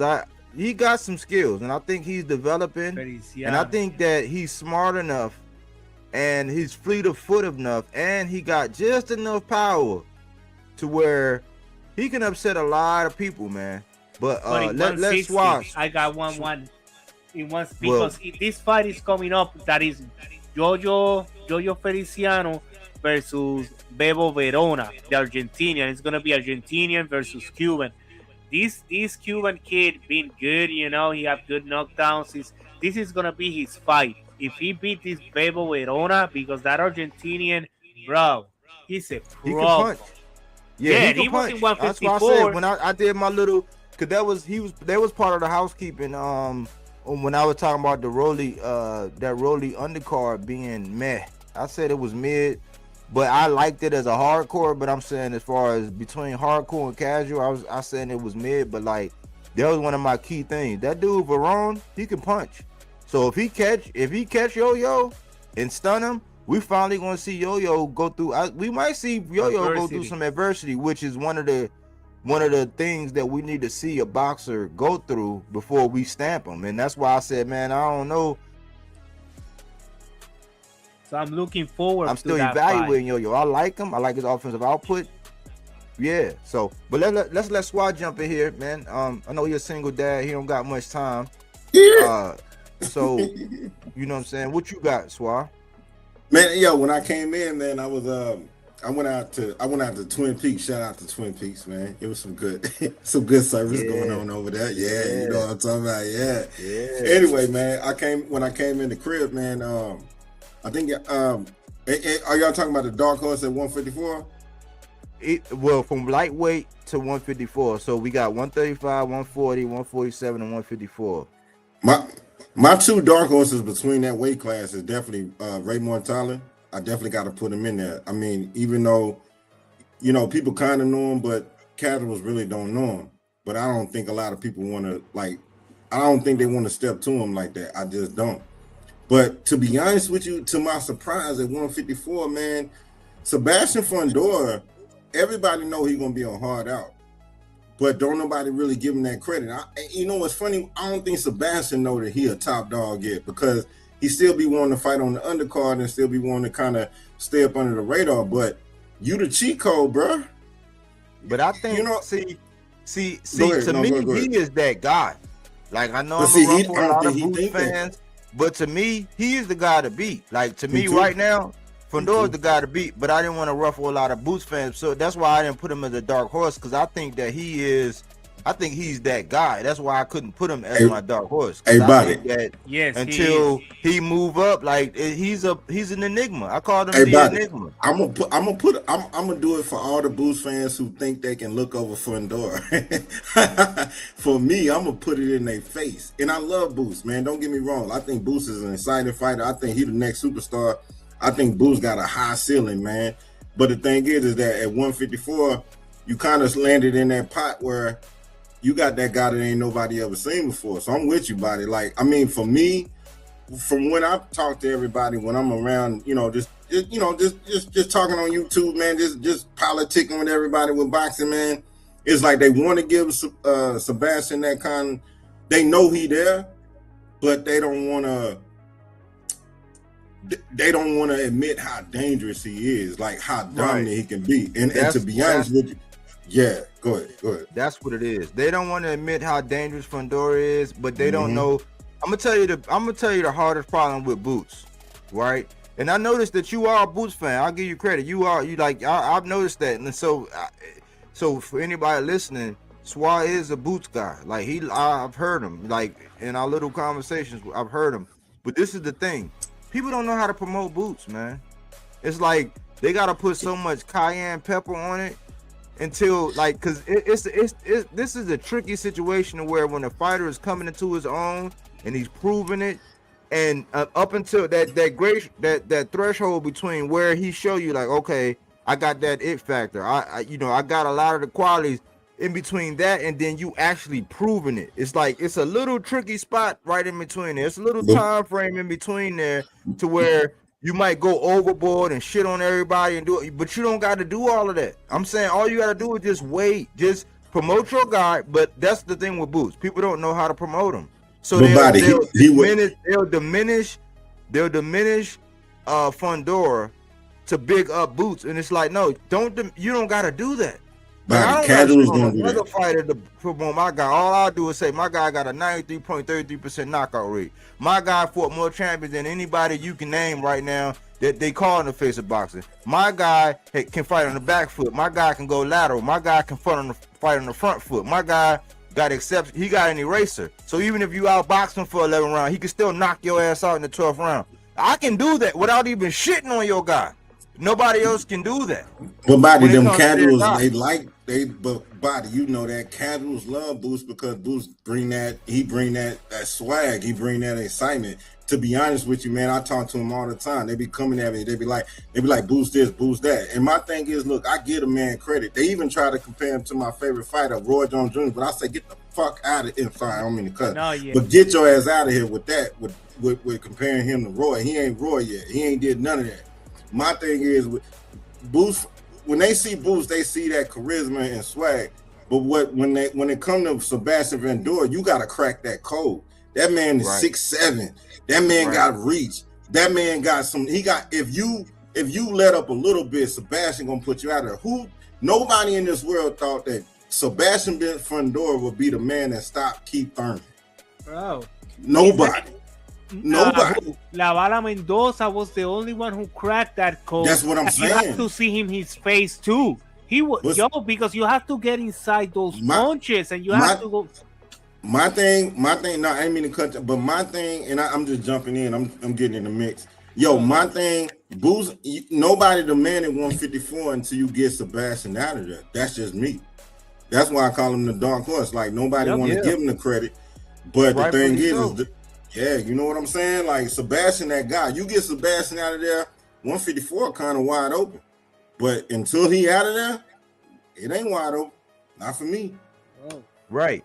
So the thing is, like, even going into that Keith Thurman, me and AC was giving Keith Thurman the benefit of the doubt because of his IQ. I was like, okay, me too. I'll take somebody with an IQ. But see, when he got in there, he got touched. And this the most craziest thing about Fundora. That dude can crack, bro. Yes. And I'm telling you, he'll make you quit. You look at it from the outside, looking in, like he can't, but like it's a thing with them long arm punches. Like it's torque. It's just like when you put an extension, like as a mechanic, because I was in HVAC, but as a mechanic, you put a lug wrench on something, or you try to get that leverage and you can't get it, you got to put an extension bar on it. That's why Bud was so dangerous. That's why Mark Breland was so dangerous. That's why Deontay Wilder was so dangerous. When you got them long arms, you can generate that torque. That shit is extra. So that shit might not look like that, but when that shit touch you, that nigga had Keith Thurman going up against a southpaw. He had Keith Thurman circling over to the right. It's like, no, like, and my man D Calico, jump up here, D Calico, if you listening, man, because you ain't been up here in a while. But like my man D Calico said the same thing, and we don't talk all the time, but our boxing minds are lying. The first thing he said, he's like, man, bro, he said nobody would have thought that Keith Thurman would have been circling the wrong way. I said, that's what I was saying from round one. I said, you circling the wrong way. You don't go to the power. You know what I'm saying? But he didn't know what to do. Way to move. He didn't know what to do. He got touched, and he didn't know what the fuck to do, bro. Bro, and Fundora like to go toe to toe too. It's not like he just fight from the outside. If you get inside him, he gonna fight you toe to toe too. That's the problem. That wasn't fun, but see, that wasn't Fundora from the beginning, because you know everybody been seeing what Fundora was gonna do since like 2019. And the thing was, Fundora, they always blamed it on his eyes where he couldn't see, so they always used to get that excuse that he fight in the pocket. But then once Fundora started using that range and start understanding that distance, that made him a monster. And he didn't start showing that until this year or maybe mid last year. But when he started doing that, I think it was after he fought Tim Tszyu, and his elbow hit Tim Tszyu on the top of the head. But he was trying to use the distance at first. But once Fundora start using that distance, start using that jab, how you boost, man? He's a cheat code, man. My hypothesis was it was after the cut. Right, that was the beginning of it. That's when he said it was after that cut, and they didn't stop that shit before the fourth round. That was like Tim Tszyu in his corner. I would have fired my corner after that, but that's why. But it was after that. But it was also, I'm gonna tell y'all the secret. It was after watching his sister, bro. Yeah, it was after watching his sister. Facts. Man learned from watching his sister, bro. Yeah, because his sister's been in the corner a lot. Yeah, go ahead, my bad. And maybe it was maybe this, because I had came on, I did a video and I said, listen, man, if Fundora fought like Hamza Shiraz, he would be damn near unstoppable. After that, I'm not giving myself no credit, but I know another content creator, right, who's a fucking Devin Haney motherfucking cuck. I'll say he's a cuck. You know what I'm saying? He came on and said the same thing. And I was like, man, yeah, if he start fighting more like Hamza Shiraz, fighting behind his jab and all that, he'd be damn near unstoppable. And goddamn it, he turned that corner and he started fighting like that. And I'm like, until the same thing you said, Swat, I went to his fight, man. I bought tickets, I took my lady up there and everything. But until you see somebody crack that code, I gotta give Fundora the benefit of the doubt. It ain't no hate. It's just, it is what it is. He's been there. He's been at the division getting cracked. He got stopped. He been in wars. You know what I'm saying? He learned from them wars, and that shit count for something. Look at Zepeda. He did that shit with Shakur. Look at how he came out. Like, if that didn't happen, would he have made that adjustment? We don't know. You know what I'm saying? But it is what it is. Yeah, it Nah, you right. How you say Fundora is a problem. Doesn't matter how you see it. Okay, like from the outside, from the inside, from the lateral, doesn't matter. He got those long ass reach. Like you, if you fight Fundora, you know that you're gonna go to a freaking war. And if And you know wanna what's crazy? beat He him, been knocked down before. And see, yeah, that's what I like about him too. He been hurt before. He been Yeah. knocked out. Like he ain't worried about no L. When And he that- go in there, like he just seen the worst. And That's what that's make what- him dangerous, man. And that's the point I was about to My bring bad. up. Go ahead. I'm sorry. Go The ahead. no, it's all right. That's the point I was about to bring up when I because I was going to talk about, you know, if you're going to try to come up with a game plan that looks like it may work, I would probably go back to look at the success Erickson Lubin had, but take this into the equation. This was before he started learning how to fight behind his jab. This is when he was being highly criticized for not fighting like the tall guy, giving away so many of your advantages. But the reason why I'm bringing it up is fighters have a tendency. They love to go back to what, you know, they're most comfortable doing. You know what I'm saying? So if you can draw him into that, let's say if Boots fight him, I would say one of Boots' keys to victory is to draw Sebastian Fundora into the firefight. Now it'll expose you, but history has shown us that in that fire type situation, then the fight truly becomes 50-50. Because Fundora has shown he can be hurt. When Tim Tszyu learned how to get behind his jab for those couple of rounds before he got stopped the second time, he was catching the shit out of Fundora. Clean shots. You know what I'm saying? Yeah, it was. So there is just that small area and that small thing, and I have to say, time is not on these guys' side. So if all these people who feel they can beat him, you need to fight him now, like yesterday now. Because again, Facts. the more he learns, the more good looks he learns, the more he's getting comfortable with fighting behind his jab and learning how to fight tall. You're dealing with a guy that if he decides to go to 160, he's going to be the biggest threat at 54. And Hell yeah, man. You know what I'm saying? So that's just the downsides of trying Hey, AC. to Dora. AC. No, I'm asking you. Don't let him get some footwork. Oh no, Lord no. have mercy. Then Lord it's- have mercy. Don't let them learn how to roll. Like if you just learned that simple thing with how to roll, Oh with my roll God. with a punch. If you learn how to roll with a punch, because I'm saying that he done paid the deductible on his chin insurance a couple times now, so I think his insurance, I think his numbers is going down. So I think that, man, that chin is getting a little bit like you can't condition the chin, but the fact that he done got cracked, I think that he is But learning Royer, from that. remember his chin is up there. Like you remember Punch Out, right? That is the little guy that has to jump to hit the big guy. That's how these guys look beside him because he's so tall. So when you're fighting, you're punching up. You're not punching. So you need to find his chin too, because his chin is not like right there for you to hit. You have to go up there, kind of jump to hit him. It's very difficult. Yeah. And you gotta go through that propeller. You know how when Blaze, like, cause in the army, you know, I was in air assault, so just a certain way you gotta approach that helicopter. So it's like if you don't approach them propellers right, you can get caught in the blender. Yeah, I worked on F-14s. I know what you're talking about. Yeah, you know what I'm saying? Like, Thank you, guys. The punch for me, the one thing, if I was gonna say one thing I would love to see some Sebastian Fundora pick up and put in his tool case, footwork and that stuff, yeah, great.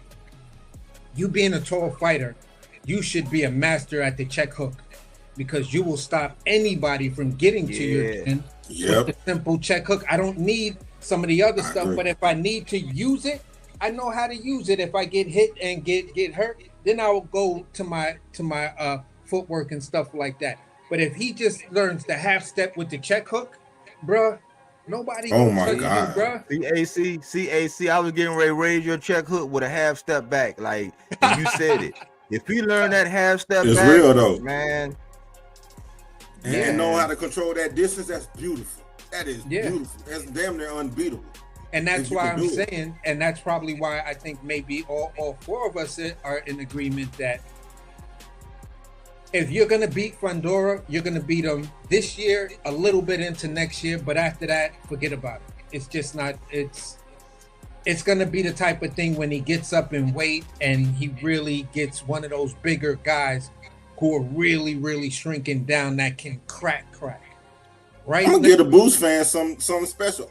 Boost is the only one I think that can give Fandora that kind of trouble to get him out of there. He the only one think who so. 154. I think that. I think so because of his offensive. Like he's like one of the most offensively gifted fighters in the game. I agree. You know, so my shot would be like cause like AC alluded to it. The game plan is to lull him into a firefight, but the only thing is once you get him into a firefight, you got to have chin insurance. Because AC that be shit cooking, don't be man. looking like That's my that nigga. shit. You be looking like you can get out of the way with it, but like he's starting to learn. Like, and that dude, like I'm trying to tell y'all, Fundora can crack. So I give Boots like offensively, he got the best opportunity to be able to do it because Boots gonna get his offense off. It's just that if he get caught, if he get lax, because I heard somebody on a major channel talking about Boots, he keep his hands up. That's why blah, blah. I was like, well, what happened with Xander, who's not known as a puncher? Like if Virgil, if Xander, if any one of them other people like Jamel, like I don't care what y'all say, Jamel ain't my guy. You know what I'm saying? And you know, all respectfully, if Jamel catch you with that overhand right, with you being lax like that, it's over, bro. Like it's over. Like if Fundora catch you like that, if Fundora catch you the way Xander caught, it's over, bro. So I ain't gonna lie, your best opportunity would be to lull him into a firefight if you can, and then you got to get your shit off. But if you get caught, oh my goodness. Oh yeah. Hey, buddy, you know my under radar matchup who I want to see Boost against? Because I ain't gonna lie, like my thing is I need to see Boost more proven. Look, I like Boost because he, but he ain't got the best resume to me. And Boost fans be getting on me a lot about that. But for me, I want to see Boost against Brandon Adams. That's why I want to see him against. Bro, you fought. That's why you fall right in. That's why I don't do. I used to do heavy content on Boots, but then I said, look, man, I gotta be in the vein of how I talk about boxing. When we put them all on the scale, we measure them. We're not gonna hide your indiscretions and say, oh no, and act like you know what I'm saying, like we saying something wrong because we criticizing you the same way we do everybody else. But the fact that you came in and saying what you saying, because guess what? I was saying I wanted to see Brandon Adams against I wanted to see Brandon Adams and Conwell. I want to see Conwell in Boots. Man. I want to see and they lowball Conwell, bro. Man. I want to see that fight, bro. Yeah. Yo, people be sleeping on Brandon, right there. People be sleeping on Brandon Adams, dog. Brandon, yeah, definitely. And I got to say this just to keep my consistency. I know I just gave a lot of praise to Fundora. I still don't like him. Oh, but I respect. But that's fair though, AC. I respect what he do in the ring, but I still just don't like him. And it's like I'm gonna keep it a bean. I'll be looking for fights and being like, okay, you gotta come, you gotta do this because if you're gonna beat this dude, this is what you need to do. So I'm a fan that respects what he does, but we'll be looking at his fight for the guys to beat him. And when he doesn't, it's like, look, this will be the happiest crow that I'll eat because it's like, yo, this nigga keep proving me wrong. Like telling me, yo, AC, I hear you over there at Bodywork talking shit. I rock with you, AC. My praise, but shut AC it down. spit his bind, man. No, I respect that, but that's why I say that's why he my co-host, man, because he could do that. I could do that. I do the same thing with Devin. I do the same thing with Devin. The same thing he do with Fundora, I do it with Devin. But this is what I'll say, bro. I'm gonna be the first one to say this. With Fundora and Boots, we might be looking at one of the greatest trilogies of the modern Absolutely. era. Absolutely, man. Like if they said, look, man, we're gonna do a 3-fight deal, you know what I'm saying? Like whoever get 2 first, it's over. Sign me up. Take my money. I'll pay for it right now. I wanna see Boots beating the crap out of Team Sue for real. Like I want to take him out. Team Sue. Oh, I got you. Yeah, I want to see him fighting him like for real because you know I want to see Tim Zoo and Xander now. Oh, wanna that one see- is a good one. Yeah. Yeah. But I want to see Tellez versus Sander because I like what Tellez this versus Mendoza. Yo, Tellez fought Mendoza, La Bala Mendoza, and he Mendoza broke Tellez' nose with a headbutt. I think in the second or third round, bro. Tellez found it inside of him and beat the crap out of him for like 12 rounds. Yo, that was his greatest fight, and with that nose destroyed. So I like what I saw about him in that fight. You know, I ain't gonna lie to y'all, man. My dream matchup, like right now, what I've really been bubbling to see, just from what I've been covering with, just my content, man. I want to see Keyshawn versus goddamn Norman. ooh, that one sounds good too. I want to see it. Keyshawn versus Norman, yeah, and I'm gonna talk about one that is being rumored. It's being rumored. Charles Conwell versus Virgil Ortiz. Yeah, buddy, man. Yeah, Mexican standoff body war. Whoever got the best, whoever equipped for the body work, man, is gonna win that one, boy. That's game busters. Yeah. I wanna see Tito, and I don't know if this is gonna happen. I wanna see Tito and versus Polanco, man. Yeah, or That's a good Courier. one. That's a good one. Or Courier too, because Courier put it okay fight versus Tucker. Yeah, Tucker is a very difficult boxer. He moves a lot. He's very Tucker. I think it was Tucker. Oh, Jahar. Yeah, no, wasn't Jahar? Wasn't Jahar Tucker? Yeah, it's two. It's two. You got Jalil. You got Jahad. You got two. Yeah.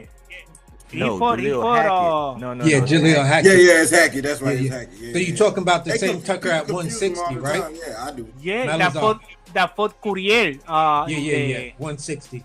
Last card, and he moved a lot. He's a great boxer. He's a very complicated boxer. I think Courier did what he had to, to win the fight, but he's very difficult. So it was a little wide. You talking about Quentin Randall? Was Randall? It was Quentin Randall and Raul Courier. Yeah, he just fight the other okay, night. but Polanco fought Randall too. Polanco fought him too. Yeah, me and AC both said that Quentin Randall let that fight slip away, but the scorecard shouldn't have been that wide. That was an ugly ass scorecard, man. Somebody had it a draw, and then somebody had it to where Randall only won 1 or 2 rounds. I'm like, what fight were y'all watching? 2 rounds. You know how that go. Yeah, because Courier was the young guy coming up, but like he kind of like a fake a Timu version of Benavidez, but he don't got that thing that Benavidez got. That's what I was saying with Curry. I was like, man, he might got a little bit of Benavidez in him, but he don't got the offensive creativity and the offensive. That's what I want to see Polanco on him, because Polanco need a good name, and both guys fought the same guy. Both guys had some trouble with him, so I think they need to fight each other to see who's coming next. Because we cannot have these two guys fighting fights and they don't fight in each other, and they both got like 20 fights already. Okay. Yeah, it's a lot of fights out there that they need to keep creating, I'm gonna say this. I'm gonna ask y'all opinion about this fight. For a while, though. I'm gonna ask y'all opinion about this fight right here. Tell me what you think, because I'm looking at the rankings and stuff like that, and we're talking about Polanco. What if Polanco bags a Barboza fight right now? What does that do for him? Nothing. Oh yes, because Barboza have a name, and Polanco needs. But he didn't lose. Nah. Yeah, I'm just saying. See, Polanco's go ahead. I'm sorry. I'm going. I'm gonna say it like this, Swah. The reason why I brought up, and I'm gonna give you my reasoning now. The reason why I brought up Barboza, because Polanco just needs to start to build his name recognition resume. He needs names that people can identify with, regardless of some of the history and stuff like that. It's like, okay, I know that name. He could be you're talking about a young contender, so the young contender now, once you become a contender, it's all about the names.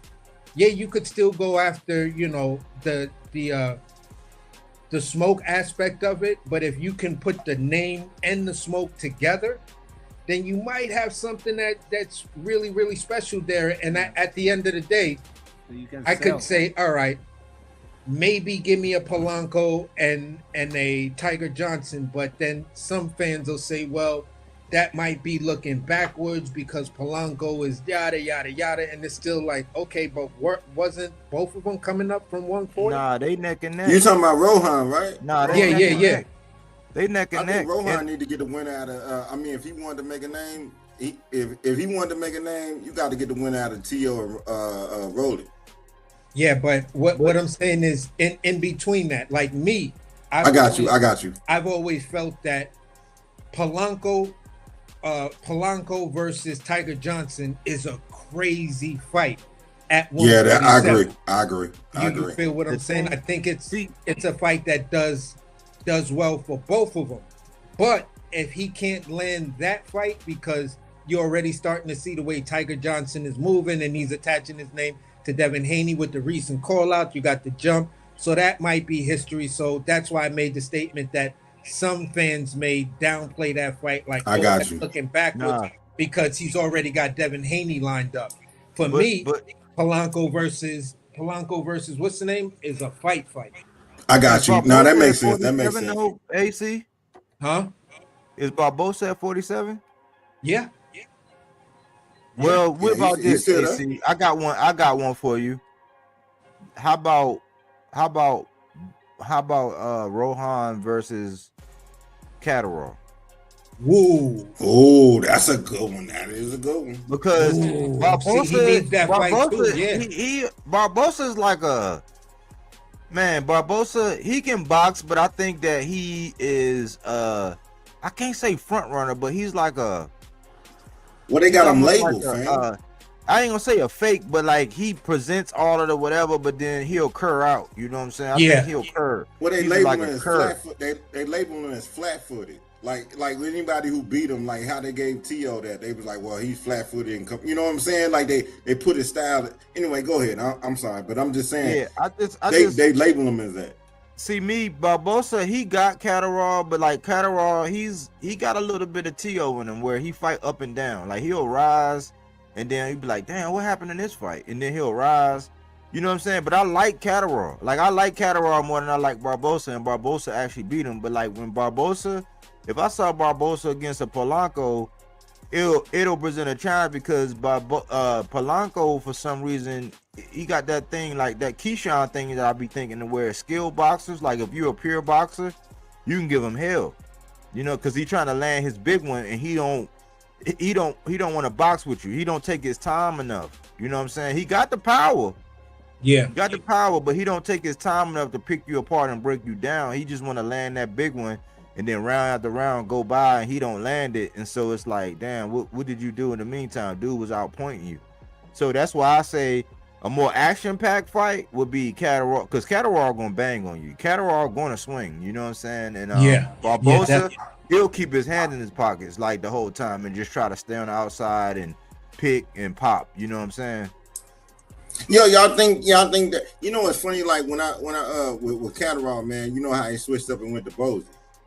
Like, you think that what Bozy asking Catterall to do is too much for him? And that's just a question, just for everybody. Y'all think what he asking? Because when he was fighting the last time when he was with Bozy, it looked like Catterall was kind of hesitating on his original style.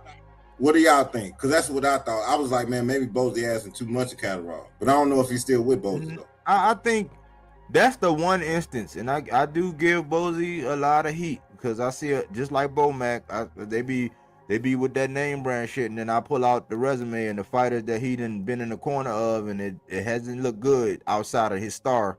But I think that I think he was a good addition to Catterall. Then the last time he fought, Bozy wasn't there. Yeah, I remember that. I remember that. So I do think that he helped Catterall with sitting down his punches, but I think that it's the natural progression of getting with a coach. To where Bozy in the corner, fam. 2, 3, not the last one. Maybe it wasn't. Maybe it wasn't. Not with Giasov, because I thought Giasov was going to outbox. Nah, Giasov, he put the Beats by Dre on Gear Soft without Bozy in the corner. But you right, fam. But I think that Bozy was a good addition because he got Catterall sitting down on the shit, and that's all I wanted from Catterall. But the thing is, I think it's gonna take maybe 1, maybe 2 more fights before we see Catterall be everything he gonna be, and we gonna really get the truth, because it's a little gelling factor, like to where you're thinking about what your new coach is doing and you're resorting back to your bad habits. But I think he helped him with his power. I think he helped him to sit down, because if he in the dungeon, he got to sit down and get a nigga up off him, because that Philly shit, you gonna get well done. You know what I'm saying? If you can't get somebody up off you. So I think it was bars, a good addition. hey, bars. You know, So I got a good addition, but I do think that people do give Bozy because of name, just like Bo-Mac. I think because of name recognition, I think they do be like, oh wow, because like look at what happened with Torres and Sanchez. They're all, man, yeah, you know, he got Bo-Mac, he got his ass knocked out. Yep. Ain't nobody say nothing. Avius Griffin, he got his ass knocked out by hammer hands. You know what I'm saying? When you look at Fulton, he got outboxed and got belted ass by O'Shaquie Foster. So it you know what I'm saying? So it's like I pick and choose my battles because I don't be wanting to talk about them because people getting their feelings, and I'm like, I'm just talking about facts. I ain't talking about your feelings. Man, this body work. I got a question for you then. I got a question for you. Within the theme of tonight's show, would you put, like, where would you put Catterall in that Dark Horse project? Is he filling out his application? Are you reviewing his application, or you're giving him a trial run? Like he could have got swapped out. Okay. He could have got swapped out, because I think, you know what? As much as I didn't want it before, like that Devin and Catterall, I didn't want it before because I thought, okay, look at you. You were the top amount killer. Because remember, after Jose Ramirez, Bill was out here campaigning hard as fuck after he seen Catterall and Barbosa. Because remember, Devin wanted Barbosa before, when T.O. fake retired. Devin wanted Barbosa. And T.O. was like, hold up, fuck no, man, I'm back. Like, and then that conversation was dead. And then after he seen Barbosa did what he did to Catterall, they was at the top of Mount Kilimanjaro screaming for Catterall. And I was like, nah, man, fuck that, I don't want it. But now that he went to 47 and they're at 47, that's a fight I didn't want before, but I would love that fight now. Why? Because I think Catterall might bust his ass. Like, Catterall might, so he is a legitimate dark horse. He really is. Like, that's why I say it'll be another fight under Bozy. He had Bozy in the corner. It'll be another fight with him. He got confidence after fighting a boxer with power like Giasov, even though he don't got 1-punch knockout power. But Giasov got some skills, and he made Giasov put his hand in his pockets early. I'm like, Catterall got some hot shit in the midst. I knew that ever since he fought Josh Taylor. I was like, damn, this nigga got robbed, man. He got robbed that first fight. So I would love to see. Like, I would like to see Catterall, put it like that. I would like to see Devin and Catterall more than I would want to see Devin and Liam Paro. Because Paro is just Kambosos 3.0. That's all that is. That's Kambosos. That's why I like talking boxing with y'all, man. We be talking really want to fight, man.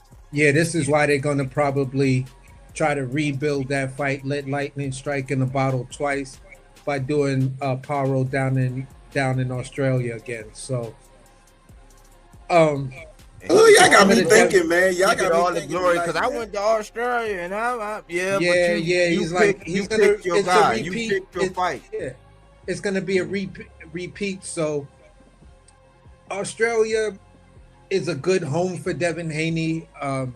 They'll probably welcome him back to Australia and stuff like that. Devin Haney versus Paro in the midst of Earl versus Tim Tszyu. Yeah, it can kind of make sense to the business side of it. Yeah, it's kind of ugly, but it makes sense for Devin Haney right now. This is a rebound fight. It's, I was trying to chase the bad chick. I thought I was going to get in the bed. I kind of went through to her crib that night. and everything was all good till Shorty told me she had her monthly friend, so we couldn't get it on. But I ain't really interested in that chick no more. So he's trying to go to the bar and try to just pick up a thotty or somebody that he can hurry up and take home. So that's kind of the way I'm looking at the power. Y'all got me thinking, man. But AC, man, like this is what I was trying to say. That enigma that they got around Devin, it's like we can't look at this like this on rebound. Like, yeah, you get brownie points for making Keyshawn, you know, y'all was playing chicken and he swerved. But like, bruh, we cannot let this man off the hook to go pick somebody that we don't really want to see under the guise of a unification, because you wasn't legacy before. Fact. You wasn't legacy when it came to Ryan. You wasn't legacy when it came to Roller. You wasn't legacy when it came to Tank. Now Keyshawn, he cur out, and now you legacy again. Like, make up your mind, bro. I ain't gonna lie. For me, with Devin Haney, man, like, you know what's crazy? Like, if you price yourself out, if you want too much money, and then you asking for the bigger pot every time, and people fall out, I'm not giving that as people that ducking you or that you got greatness.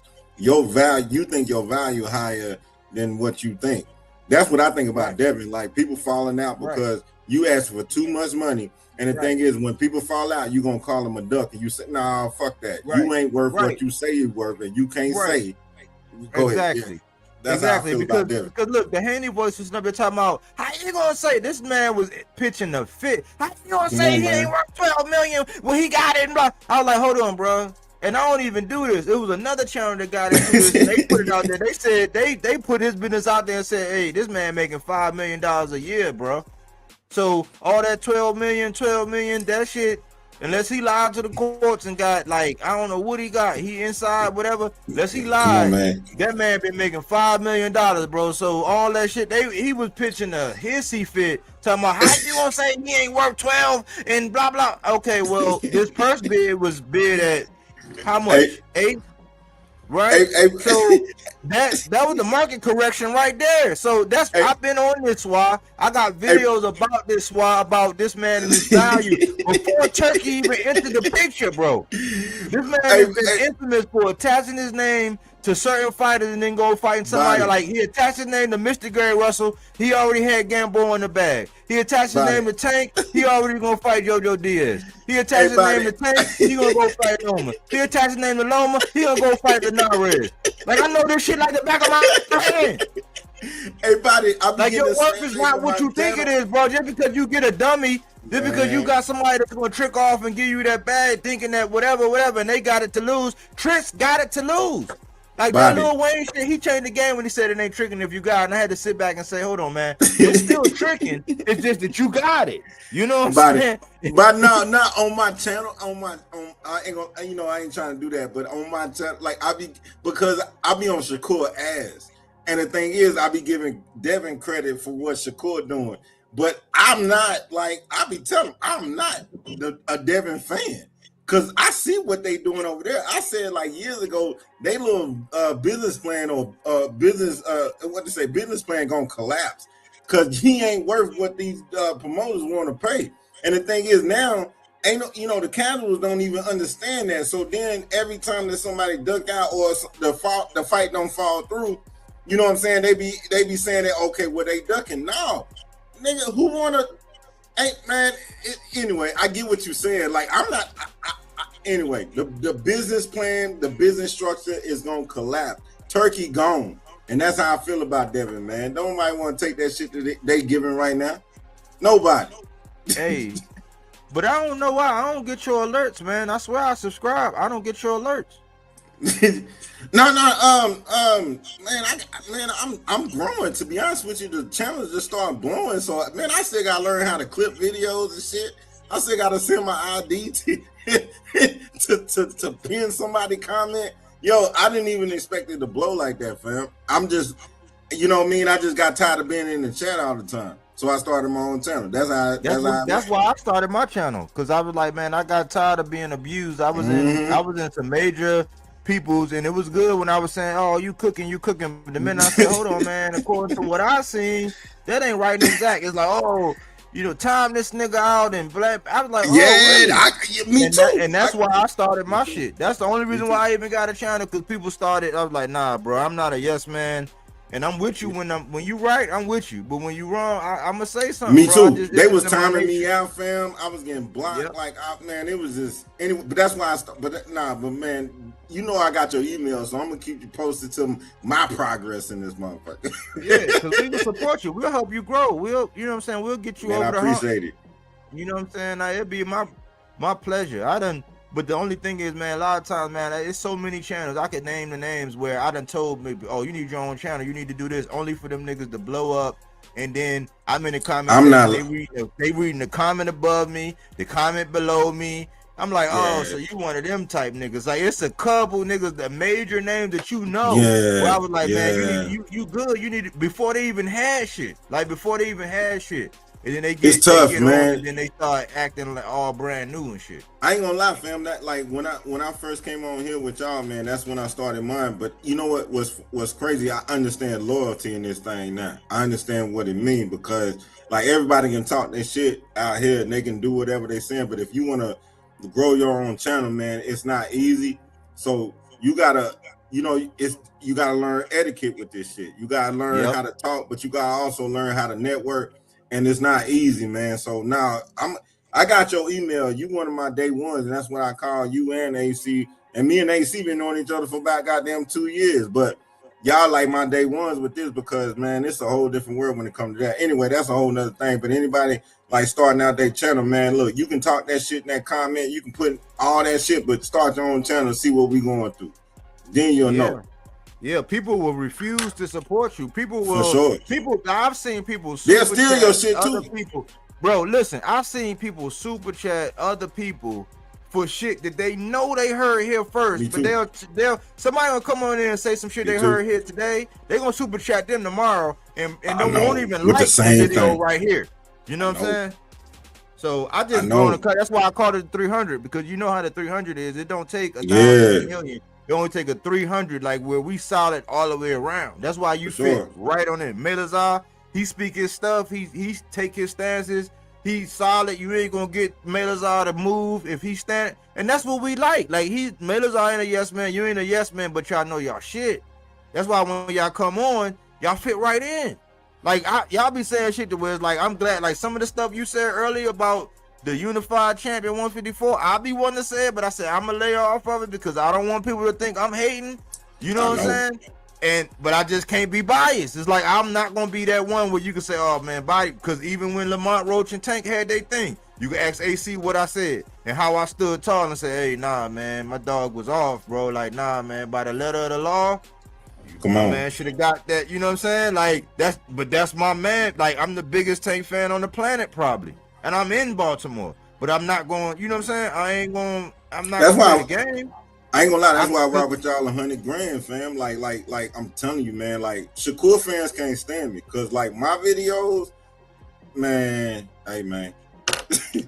I'll be honest, but anyway, man, I don't want to carry on, but like when we peas in the pie with this shit. I understand what it is. I do. Care, guys. No, don't go to bed, man. Don't go to bed. Anyway, go ahead. I'm sorry.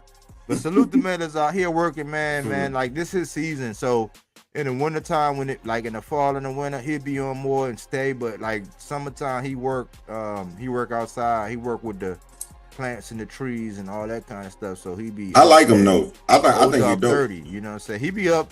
He probably be up about as early as me. I'll be getting up at 5 something, but he probably be up just as early. But he be out there in that sun working all day. Hey, salute to you, Malazar. Man, I'm gonna learn how to say his name. You're Malazar. Yeah, I fuck with him though. He cool as shit. Go ahead though. We were just ranting with the whole grind. You know what I'm talking about? Yeah, just stay true, Swad. It don't matter, because I see some people with the amount of popularity and all that, they start thinking that they gotta cater their message toward this. And I see, I'm telling you, like, okay, some names I can name. I can tell you. I was talking to I used to think that AC be watching them sometimes. Showbiz. I used to watch Showbiz faithfully. I was Did y'all one of the hear ones what saying happened to him though showbiz. with Shakur? I was saying showbiz, bro. That shit you do with your eyeballs, man. When you first come on, I said, man, the way you were when he first came on, I said that shit is genius. And then I saw him change. And then one day he was like, he was going to go see Mike Tyson. The weekend after he went to go see Mike Tyson, this nigga just totally flipped, bro. And I told him about himself. I said, man, see, difference between me and you is like, you sold out, bro. Like, you don't have to do that. Like, what you were doing was genius. If you would have just stayed in that vein, you was gonna get what you get, and your people the people that rock with you was gonna rock with you regardless. He was like, well, obviously you know more than me. We'll see how it work out. And so he went on. You see where he at now, right? But I told him straight up. I said, man, you didn't have to do that to get to where ultimately you was gonna get anyway. And so, like, once I see that you compromise, I don't fuck with you no more. Like, that's just one. Like Greg Hackett. I told this man before he even had a channel, when he was over on YSM, I said, man, bro, your boxing mind is genius. Blah, blah, blah. You gotta do this. That nigga be shit. Like, that nigga started doing shit like rebuttaling me. I had an according to my old head. He started doing shit, rebuttaling me, and then doing like, I'll come out with a video, he'd come out and do an anti-video, and I'm like, okay, so now you acting brand new. And then so when I shit on you from now on, don't act like this came out of nowhere, because I bigged you up. There's so many people that I've done that to, and I'll stop right there. That's just two names, but it's several names where I did that, and then now they act like, you know what I'm saying? Like, it's another guy where Coach Calvin. I Coach know Calvin what you're saying. used to watch my shit. Coach Calvin used to watch my shit. Coach Calvin was doing an interview with this dude, McDonald's. He was doing an interview with McDonald's 2 times, and I heard my shit playing in the background, because I used to have a distinctive intro. I heard my shit playing in the background. This dude used to beg me before he blew up. He getting all these interviews with Schofield and all these. This dude used to beg me to come over to his channel, bro, before he even had a channel. So that's why I say, man, you're not gonna move me. Like me, I'm the Lloyd Banks of this shit. Like, yeah, I could be Drake, I could be 50, I could be sensational, I could blow this shit up if I wanted to. Nah, I'm not gonna sell out like that. But I'm you not just gonna need the say squad. anything. Like, you got the bet. I ain't gonna lie to you, man. Cause I ain't want to cut you off, but man, I understand, man. That's the that's why I'm glad I'm starting my channel, man. It's a different thing doing what you're doing, man. Like, to be honest with you, man, when I hit 500 subscribers, man, I was super happy, man. And what's crazy, everybody I uplifted, like, man, I used to be in True Media chat. I used to be in KC chat. I used to be in everybody chat. AC, no, I was everywhere. And what's funny, man, when I'm doing what I'm doing now, man, you don't see none of them. But the thing is, it's like, yo, from the mud is better, man. From the mud is better, man. Exactly. And you just said a name. You just said one of them names, right? I was rocking with him. He was rocking with me. But then he'll hit some shit over here, do a late night joint, and then do a show tomorrow and say the only one talking about this is me and K and me and OK and KO. I'm like, bruh, you literally just sat there and listened to this shit last night, bro. Like y'all don't. All right, bro. Hey, use your verbatim and everything, but since you verbatim, bro. Verbatim. So just state, Swat, just don't change, bro. Like, and the thing is, see, learn from me, because contrary to popular belief, I don't have hundreds of people in here and watching or whatever, right? My shit come over time, because this is a hardcore channel, so that most of the people it's not gonna be casual. These are other content creators and other people in the industry that's watching them. So them 200 are heavy hitters in the game. You gotta look at it like that. Like, so you might not get it to where you got 70, 80, 100, not, you know what I'm saying, 500, 200 people in there, right? But the people that you gain, you're gonna keep them as long as you don't change. I can tell, man. I wish Mac was AC no Mac, man. I wish he was still around, man. Like, man. Anyway, man, I know what you're saying, buddy, man. Like, it's a different kind of vibe, bro, for sure. But I'm not using this platform for that, man. I'm just talking boxing, man. But like, I relate to content creators now, like, in that way, man, because I'm starting from the bottom, and it's a different kind of thing, bro. It is. Yeah, you can support. I used to say it all the time. I said, man, it's cool when I'm saying, yeah, you cooking and giving my super chats, and you know what I'm saying, and you know, helping out and giving ideas and all that. But the minute I say, nah, hold on, man, I don't agree. Oh, well, yeah, you don't fuck with you. Like one major dude, he would co-sign everybody on the fucking planet but me. But because I called him out and said, nah, bro. Now here, every new person, every whatever, and then this nigga done got up. I used to do shows in the morning. This nigga get up and do my whole. I used to do shows at night. The nigga get up and do my whole show in the morning. Verbatim, dog. Verbatim, bro. Like using my terminology and everything. And I said, you know what? That's just because I must be a threat. I must pose a threat. You know, I said I'm not gonna sit on Santa Claus lap. I don't get down like that. You know what I'm saying? Yeah, I like that shit. I'm stealing that shit. I'm stealing that know shit. Like, I don't sit on Santa Claus lap. I ain't sitting on Santa Claus lap, bro. You know what I'm saying? AC, I'm surprised your ass ain't got your shit jumping, man. I told AC. That's why I tell AC need to be a co-host over here, because AC ain't gonna start this stuff. I said, so I'll give him carte blanche over here, and he got his little segment. It's time for another segment. AC dope, man. But that's why I told AC, I said, man, you need your own show. But AC be having a lot of other shit going on. I said, man, you need your own show. But since he ain't want to do it, I said, man, shit, you can co-host over here and whatever that's you want to talk about. If you man. want a segment of your own, you can have it, because AC need his own shit. I've been told him. Yeah, he do, man. Hey, AC, when the first time we met, what was it, like 2022 or something like that? Yo, it was at least a year and a half, maybe 2 years before Errol and Bug fought. What was it wasn't B-Max channel, it was the other dude who said he had the warehouse or something. Oh yeah. It was on his channel we had met. You feel what I'm saying? Because it was all of that Atlanta connection and shit like that. You feel what I'm saying? And that's where I first saw you in the comments, and then you pulled up to one of the jump offs, and then we got together on Max channel and shit like that. But shit, it's almost been it's been at least a year and a half, maybe 2 years before it's been a minute. Bud actually fought.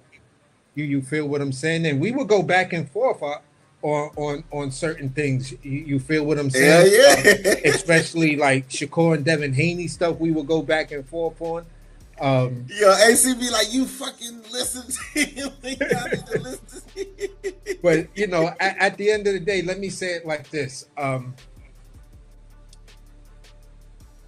There is something that I'm mulling over and I'm actually working on as far as starting my own channel. And I'm just, what I'd like to do is just get over this work hump that I'm doing right now, because it takes up all my mind, and I really have to be in that frame of mind. You feel what I'm saying? Just like a weed smoker says, I need the right head to get this stuff done. So once it's done and it's all sent off, don't be surprised, because at the end of the day, the theme that I've always been talking about, the devil in the details, that's a real thing. It's a really real thing. This avatar is my drawing. This was something that I actually was printing on t-shirts and stuff like that. I'm subscribing for sure. You know what I'm saying? So I'm just right now just looking at how I want to present it, because once I present it in the format that I'm going to use to present it, it's going to give me a lot of subscribers, because people are just going to be like, wait a minute, yo, that shit is crazy. I've never seen that before. And the way it's structured with the background art and yada, yada, yada, it all works and it makes sense. So I felt that once Body gave me that opportunity to just frequently spotlight over here, it's given me the lessons that I need. You feel what I'm saying? To get it together. Because when I'm online and I talk boxing, unless you actually hear me talk about food, you can see that there's a difference, and I'm trying to get that same consistency of talking without using the awkward pauses and saying, you know what I mean, and things like that a million times. I just want to be able to deliver my idea in the format that I want to deliver it, and it be consistent, but it still has that personal effect to it. And Man, Bobby, you got the perfect co-host. ACU, the chef, man. You my dog. Yeah, and at the end of the day, I'm Real. always gonna take the perspective that I bring from the restaurant industry. Like I say 1,000 times, I get what these boxers are doing, because being a chef and being a chef of color, you're going through the same thing. The big major joints don't really want to invest in you unless you have some stellar name and you're doing all of this, or you're playing the game with the right color wife, and you feel what I'm saying, and your enunciations are where they need to be, so the suits feel comfortable with you. If the suits are not comfortable around you, you're not going to get there. You're not even going to be invited to be in the same room with them, because they just don't feel comfortable around you. So with that being said, I never was that dude to compromise myself. If you don't want me around you, okay, I'm going to show you that you will want to be around me. And that's kind of the way I'm approaching things. And this is why you got a brother in me, AC, for sure. Yeah, I'm thinking with the next jump off, I might roll it out just for a couple of minutes, just to see people's reactions and just to watch Body's reaction and stuff like that, and see how it goes. And if everybody likes it and likes the format, then it's like, all right, now I'm gonna take my pause, build up my cachet, and then launch this thing the way I really, really want to. Or I might just pause and just launch it the way I really, really want to. Man, I'm gonna say this. Body dope. Body let everybody come up here and spit they shit, man. Body, hey man, ain't no word to say, you know, what I feel about Body with this, man. So no, go ahead, Body. I'm sorry. I'm gonna say this, man. The best advice I can give, man, is it's just like working out. If you gotta start off with the 5-pound dumbbells, if you gotta start off with the 2.5, you gotta start off with the 5. Just be consistent. It's almost like taking the steps. Everybody want to take the elevator, right? And I see when people be good with the 5s, then they be good with the 10s, then they get to the 15s, then they get to the 20s, they get to the 25s, and then they want to take the elevator. Next thing you know, they jumping with the 100-pound dumbbells. It's like, nah, bro. Be comfortable with taking the steps. Why? Because you don't want to do what everybody else is doing. Because that's one thing. That's why I always say I'm not Lloyd Banks of this shit, not the Drake of this shit. Because I could be the Drake of this shit with the creativity and the artwork, and I could be salacious, but like, no, you got to know your lane and be content with your lane and let it grow organically. That's why I always remind AC. I be telling AC offline, I say, hey, bro, we still getting subscribers. Like, we still, like this month, we still got 17. Like, every time that last digit, that it might be 1 point, whatever, that last digit, that shit is always moving up. Every 20 days, that shit is moving up. So we always gain subscribers. It's just because we're sticking in our lane. We're not trying to do, I'm not trying to do what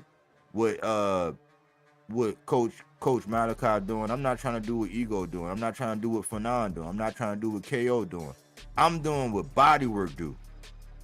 You know what I'm saying? And even though it look appetizing and like, oh man, I want to jump in that lane, I want to do this, I could do a little bit of that, I could do this and that. No, just stay in your lane. And the people that's going to rock with you, it's going to come organic, and they're never going to leave.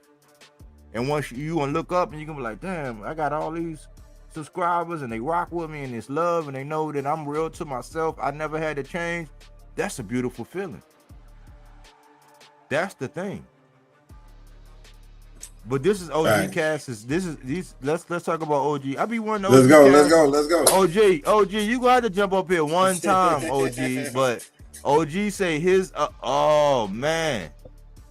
Look at OG. Yeah, Mortaya, Hirioka, Stan Giannis, and Mel. Was he saying Stan Giannis? He was saying Stan. Yeah, Stan. Man, that's what I'm talking about. Hirioka, definitely a dark horse. I can't believe I didn't bring up Hirioka. Wow. I didn't even bring. I know I didn't. Shame on me. As much as I talk about Hirioka, I didn't bring him up because I would probably say this. I probably didn't bring him up because I may be taken for granted that the boxing world really notices him now because of, even though he lost, he still put on like, yo, that performance was stellar. You feel what I'm saying? In those rounds that he started to fight back and then go with that vicious body attacks, those were some of the best rounds. Those had me standing up like, whoa, whoa, whoa. But Gary showed that he is really that guy. You got snuffed by. I'm mad I didn't bring up standing owners. Go ahead. You got snuffed by the hitman, AC. Because I was wondering why, and this is what they did, AC. Peep this. Right after that fight, they came on and started shitting on Gary. Oh, nah, man, Gary ain't blah, blah, blah, and Gary. But I was saying, man, who was there to challenge you? Say, okay, so we gonna see Shakur against Hirioka now? Let Shakur raise his hand and say here, but you would never. You didn't even hear. Cause listen, I heard Coach Malachi and them shitting on Keyshawn, and I said, hold on. Just the other day you was all with the shits. And now you trying to cook him for the WBO, put them at number one, but y'all didn't say nothing when they put him at number one. Y'all wait till after the fact on some hindsight 2020 shit to try to call this man out. I like, what about? I said, and now y'all are supporting Devin Haney with this Leon Paro shit, and that fight is trash. I was like, but because it's unification, y'all gonna get behind it because it fits your criteria. I said, but where are the videos with Shakur campaigning for Gary Antoine and unification? I said, never mind, there are none. And I just left the chat because right after that fight, right, the hitman, Tim Bradley, he put a hit out on that. That's why he shushed it. He just like Chris Mannix poured water over the Oshaki and Shakur fight. Tim Bradley came right on and poured water all over Hirioka in that performance because it was Gary Russell, aka PBC guy. That's why people ain't talking about Hirioka, but let your favorite fighter say, all right, I'm gonna get ready to fight Hirioka. People gonna be like, oh shit, and watch them bet nods. Watch them bet nods. But that shit. I remember when Bradley showed up for the first time trying to do Shakur probably don't even say, other than saying hi, he'll never even pronounce he won't even get to the R in Hirioka. Shakur would have took a knee in that Hirioka body attack. He would have took a knee. Like Shakur don't want to fight nobody, man. Yeah, he don't want to fight Hirioka. I know. No, go ahead. AC, I'm gonna cut you off. No. Shakur just is full of shit to me. But you touched on something, Swai. This is the point I've been trying to make, man, and this is a perfect spot to do it. This is my golden question to everybody out here. I want you to put on your thinking caps, and I want you to ask yourself, if Shakur Stevenson broke the bank, like so this is the same. Let's just say it's comparable. No, this is actually better, according to the powers that be. This is actually better than the deal that Bud got, where he was getting $10 million guaranteed, right? This is better than that. So let's just take Bud and set that off to the side. You already got the money, bro. You already one of the highest paid guys out there. So if it don't matter if you fight King Kong or you fight Ned Flanders, how come there are so many people that you fight as opposed to what you will? Because listen, right now we like Jermaine Dupri and Jay-Z. Money ain't a thing. Come on, so man. Money ain't a thing. You already taken care of. Why are all these caveats and all these crossroads and all these barriers between you fighting whoever? Because you're already paid, right? So money ain't the thing. But now you're being selective still. How is that, yo? This my quote, and I'm gonna say it, and I've been saying it every time. I don't see the desire for greatness. I see the desire for protection. I've been saying that for 2 years. Shakur don't want smoke. 25 fights, 25 wins, 11 KOs. Your best win is Teofimo Lopez, and you shitting on him even though he lost to Cambosa. That's my thing with Shakur. I do not see greatness. I just don't. That's me. I'm gonna let it AC, but that's me. That's me. It's crazy to me hearing Swat talk like this because Swat know some of those channels we've been on together, we can't see shit like this about Shakur. No, we'll have the whole panel like, what you mean? Swab, you tripping. You feel what I'm saying? So, I'm just teasing the big homie. I hope everything is good with him and everything like that. But at the end of the day, man, we know for an absolute fact that we've been on some heavy decor type panels, and For sure. at the end of the day, it's like we have to pick and choose our battles when we want to say those negative things, or we have to move in pairs to be able to say some of the negative things and stuff like that. But at the end of the day, man, I'm happy to see you. You got your own channel. What's it actually called? So could I just hit the link of your name and it'll? Yeah, for sure. It's just Swat Jones. It's Swat Jones, and then you pull it up, you'll see my icon. Click on the icon, then all right, my videos will come up. Yeah. Definitely. So for me, at the end of the day, where some of these content creators are, where we're talking about, the things that we're talking about as far as the dark horse. Now, here's the thing, Swa. Keep an eye and ear open. They may change the term dark horse, but they're gonna talk about, it may come in stuff like who's the potential boogeyman, who's moving like the boogeyman, who's the guy that people don't want to fight. So it's going to be some sort of synonym type title and stuff For like sure. that. That's going to piggyback off this type of cook right here, because while the rest of the boxing is dead and everybody's just still focused on the salacious stuff about boxing and stuff like that, you're seeing guys on their third day talking about Keyshawn Davis ducking and Shakur and Zuffa and all of that. Okay, it does have a place, but at the end of the day, a topic like this, the topic that we did yesterday, talking about Moses and Talma, all of that stuff is going to start to age well, because when you go back and watch that face-to-face with Moses and Talma and Philip Hergovich, you might walk away like, yo, I hope Moses and Talma just sleeps the shit out of Hergovich, because you're being highly disrespectful. Like, you're just saying he's a kid that don't know nothing. AC. Go ahead. Bro. Yeah. Bro, go to the Ring magazine, bro. Go to the Ring. If you hear the sound of my voice, go to the Ring magazine right now, and then go look at what their topic was. Cause we did this the other day. We did the Itama with the thumbnail with Mike Tyson. Go look at what the Ring was saying just yesterday and today. And then also for OG Cass. Bro, OG Cass. I've seen Teddy Atlas and the Ring magazine doing what you've been doing, bro. I was about to say, you know, sometimes I send that shit to you, AC, just between us, and I be like, look at this shit, AC. Like, so you won't be thinking I got the big head, but yo, they doing the Mike Tyson, the whole ordeal, bro. Like yesterday and today, bro. Like, go look at don't take my word for it. Go look at the Ring magazine right now. Go look at their little poster they do, and go look at the titles and look at who they got. Most of the time, Mike Tyson and all this shit, right? And then go look at what the Ring and Teddy Atlas did versus what OG Cass be doing.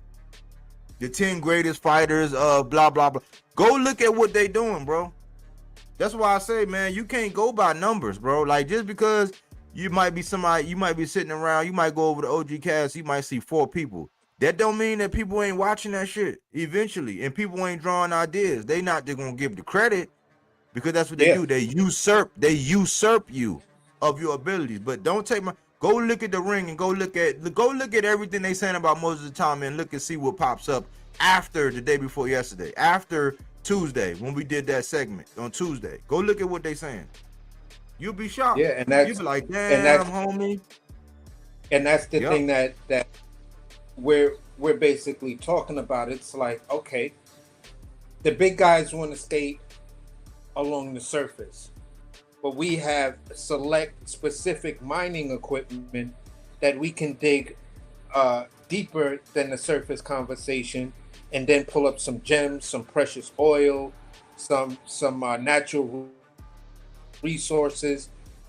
We can keep doing it because at the end of the day, sometimes, it's a type of situation where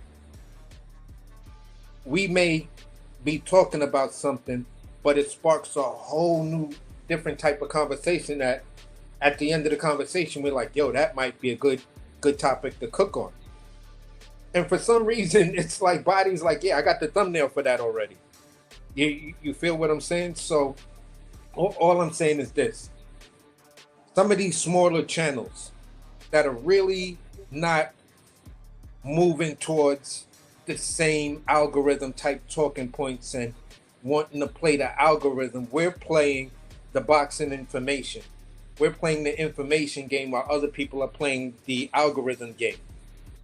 So if we can get out the information, guess what then that does? It then starts to pick up the algorithm based on the bigger channels moving that conversation forward. So yeah, it becomes frustrating because at the end of the day, Body has to, come up with the cheddar for this to do the lives and stuff like that. You feel what I'm saying? And the people who are listening or, say, you know what, I'm not going to pull up to the live. I'm going to pull up to the playback. At the end of the day, pull up to the live, send that man his little Cash App, and then you could dip out and then watch the replay. But in real time, support the channel. And that's all he's asking. That's all I'm asking as the co-host. Just support the channel in real time. You feel what I'm saying? If you're listening or you're like some channels try to say, oh, there's going to be X amount of people sneak listening and stuff like that. Doesn't matter long as they listen. Long as they understood the content. And sometimes they're just going to be these vultures that's going to steal it. So yeah, that's why I started switching the message, and I started telling myself, I was like, man, look, man, it's not boxing credit. What's boxing credit? Boxing credit ain't worth shit. It's all about the message. And so I'm like, oh, okay, the message is getting out there. So I got solace in knowing the message is getting out there. But you can go back, you can go look at the Lamont Roach and Zepeda build up, and you'll hear the instrumentals I've been using on this channel on that build up. That's why I was like, man, it's no coinky dink that they be doing that. It's like y'all didn't use that instrumental before. They've been doing that for years now. Like Chris Algieri my whole Bam situation, Fireworks, he stole that whole shit. Paulie, he be stealing, like, so it's like, man, like you gonna have to get used to that too, Swa. Like, it's gonna be frustrating as hell because it's like, damn, they gonna take, but it's like they look at it like it's a rite of passage. Like, oh man, I'm gonna rough this little nigga off. But you just gotta keep taking the stairs, bro. You gotta get up and do that shit. Like set your schedule. If you can't, don't set a schedule to where I'm gonna come on every day and it's gonna be, no, don't do that. Be reasonable and then crank it up as necessary. But you gotta be dogmatic, knowing that if you don't get an ounce of credit, if you hear your shit everywhere, you still gonna get up because you just love talking about this shit and just do it. That's what I do. So even today, I wasn't gonna do it because I didn't know if AC was gonna be. I hit him up and he ain't hit me back. So I was like, well, this might be one of them ones where I might have to do it by myself. And I was like, man, I can't leave the 300 because I only come on every other day. I'm not out here like these other guys all day, every day. I could be, but like for what I do, I'm not gonna touch everything. I'm not gonna, you know what I'm saying? So you gotta know your lane and just be dogmatic. No matter how much you see people biting, stealing, taking, like mimicking, you know what I'm saying, emulating, imitating. Just keep doing you. You know what I'm saying? You know what, fam? Shrug that shit off and keep marching forward. I black out, man. Like I be wanting to, like the more comments that I get in my comments that don't like what I'm saying, I know I'm working because I black out. When I go on that, man, it be for me. You know what I'm saying? It be for me, and I don't be doing it for nobody else because I know who rock with me, who don't, and I don't need no fugazi. I don't care about y'all. Like I ain't worried about that. Like even that's why I come on here because I know I can speak my mind. You might think different. AC might think different. I don't want nobody who just a yes man on my team at all. So like when I go in there, I black out because I'm doing it for me, man. I handle business. I take care of my son, man. I do shit. I ain't got. I do shit for other people my entire day. When I get on there and speak my mind, I'm not doing it for people to be on my team and agree, man. We talking boxing, and if you go outside of boxing, I'm like, man, yo, you obviously don't have nothing to do with your motherfucking life, because we talking about boxing. But I don't go everywhere no more. Like that's why I rock with y'all, because like, man, I ain't gotta step on no eggshells. Like I don't want friends like that in my life no more. So if you rock with me, you rock with me. If you don't, man, just because we see different, why wouldn't that be a good thing? That's how I look at it. You know what I'm saying? That's why I told AC a minute ago. I said, man, AC, you could keep going certain places. I said, bro, but sometimes you gotta save your sanity, man, because like me, that's why I don't go certain places no more. It's like, yeah, every once in a blue I'll do it, but like I don't, because they don't want you to have your own mind. If I can't have my own mind, if I can't be a free thinker, then I don't need to be around. If I can't be me, that's why I say I'm me. If you catch me offline, you see me in the grocery store, I'm the same old me. You see me, you know what I'm saying, getting my car, getting a tune up or something, same old me. I'm not, you know what I'm saying, I'm not gonna put on airs and all that, you know what I'm saying? So I'm not gonna dumb myself down or ignore or go along with the flow just to be part of the water cooler talk. I'm not gonna do it. People not gonna like you, man. That's what I learned about the internet. Like if you speaking, like I ain't gonna lie, man. Just knowing AC for a couple years, I mean, even with you, Body, like when you telling the truth and you speaking your heart, like most people ain't gonna like that because they can't do it. They can't get on here and do that. And that's the thing that I realized, like, was holding me back. I was like, man, I'm trying to say something that people like. I'm trying to, you know, get views and all that. But man, at the end of the day, people like the shit that you saying that blow their mind. And it's not to say that you lose your integrity and your character. Don't ever do that. Speak your mind, speak your heart. And I'm not speaking at y'all like personally. I'm just saying for anybody. That's what I learned. Like your real squad gonna love you because of what you can do, not because what you can do for them. You know what I'm saying? You was militant too, so you know that's like OG Cass. Yeah, we always sure, military. Man. That's why, you know what I'm saying? Like as a real one, like real, cause it was some suckers in the military too, but like real ones. That's why we clumped together like that, cause like real recognize real. So it's you was in the military? Yeah, I was in the Army. Ah, man, I was in the Navy, man. VF-31 time counters, man. I went 9/11, man. USS Carry out there for goddamn 10 months. We out there banging bomb Baghdad after 9/11, man. I know what you're saying. Yeah, I was in there from 98 to 2005, man. Yeah, I went in at 17. I ain't even turned 18 Me too. December. Me too. Hey, I was the youngest on my squadron, man. So you know, hey, by the time I realized what the hell I did, I was ready to get out. Yep. By the time, look, I tried to go Delta Force early. Look, I tried to go Delta Force early, right? And they said I was too young. They doubled back, and I was like, nope, y'all done let me learn too much. Like, fuck, no, I don't want to do that shit now. I went air assault, and I wanted to go drill sergeant, but I got in some trouble. But I went over the career as an E5 promoter. I was getting ready to make my E6 and fucked up, bro. Got in some trouble in the career. And I ain't gonna lie to you, man. I went F-14 squadron, man. The Top Gun F-14 jet, man. I was a plane captain with that. Worked on that. Yeah, I went in at 17 just like you, but when I went straight into to Iraqi freedom. Yeah, Operation Iraqi Freedom. You already know, man. You already know. Yep. Man, hey, it was thank you for your service, man. Bless it, bro. They were saying Operation Iraqi Liberation. That's what it was, and we were saying, you know, that's when I. Yeah. Hey, brothers of the sword, man. Salute to you, Body, for real, brothers of the sword. You got my loyalty right out with that, for sure. Look at OG. OG said, "Wow, that's crazy. I was 17 straight. Yep. You know what I'm saying? I was running from my daddy, man. I had to tell my mom. My mom was saying, boy, what you trying to do? Because I was the first one around my way at 16 to get a car, right? And it was that summer. I had went and did everything I needed to do to go into the service besides needing her signature. And then I finally came to her right before Christmas and said, look, come on, man. Next year I'm going in. You know, she cried or whatever. I said, look, man, they're gonna teach me a skill.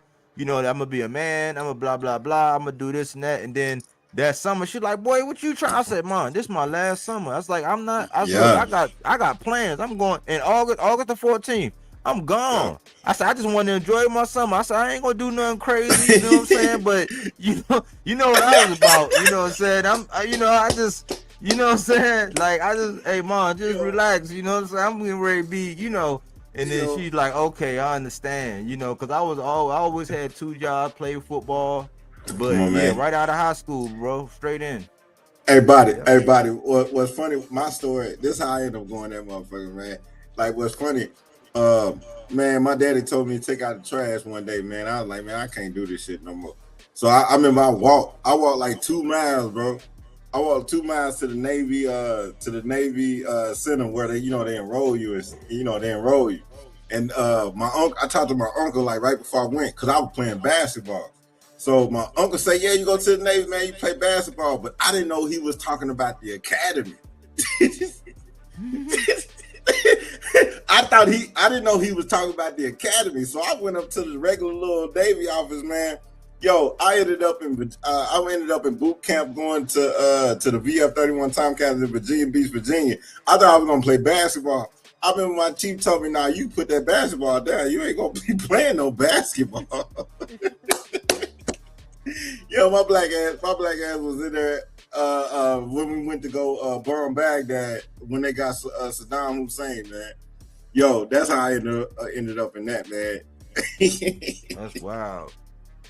But I ain't gonna lie to you, man. That was one of the best blindfolds I ever got in life, man. It taught me a lot about. It's still a lot of stuff that I learned in that I still use today.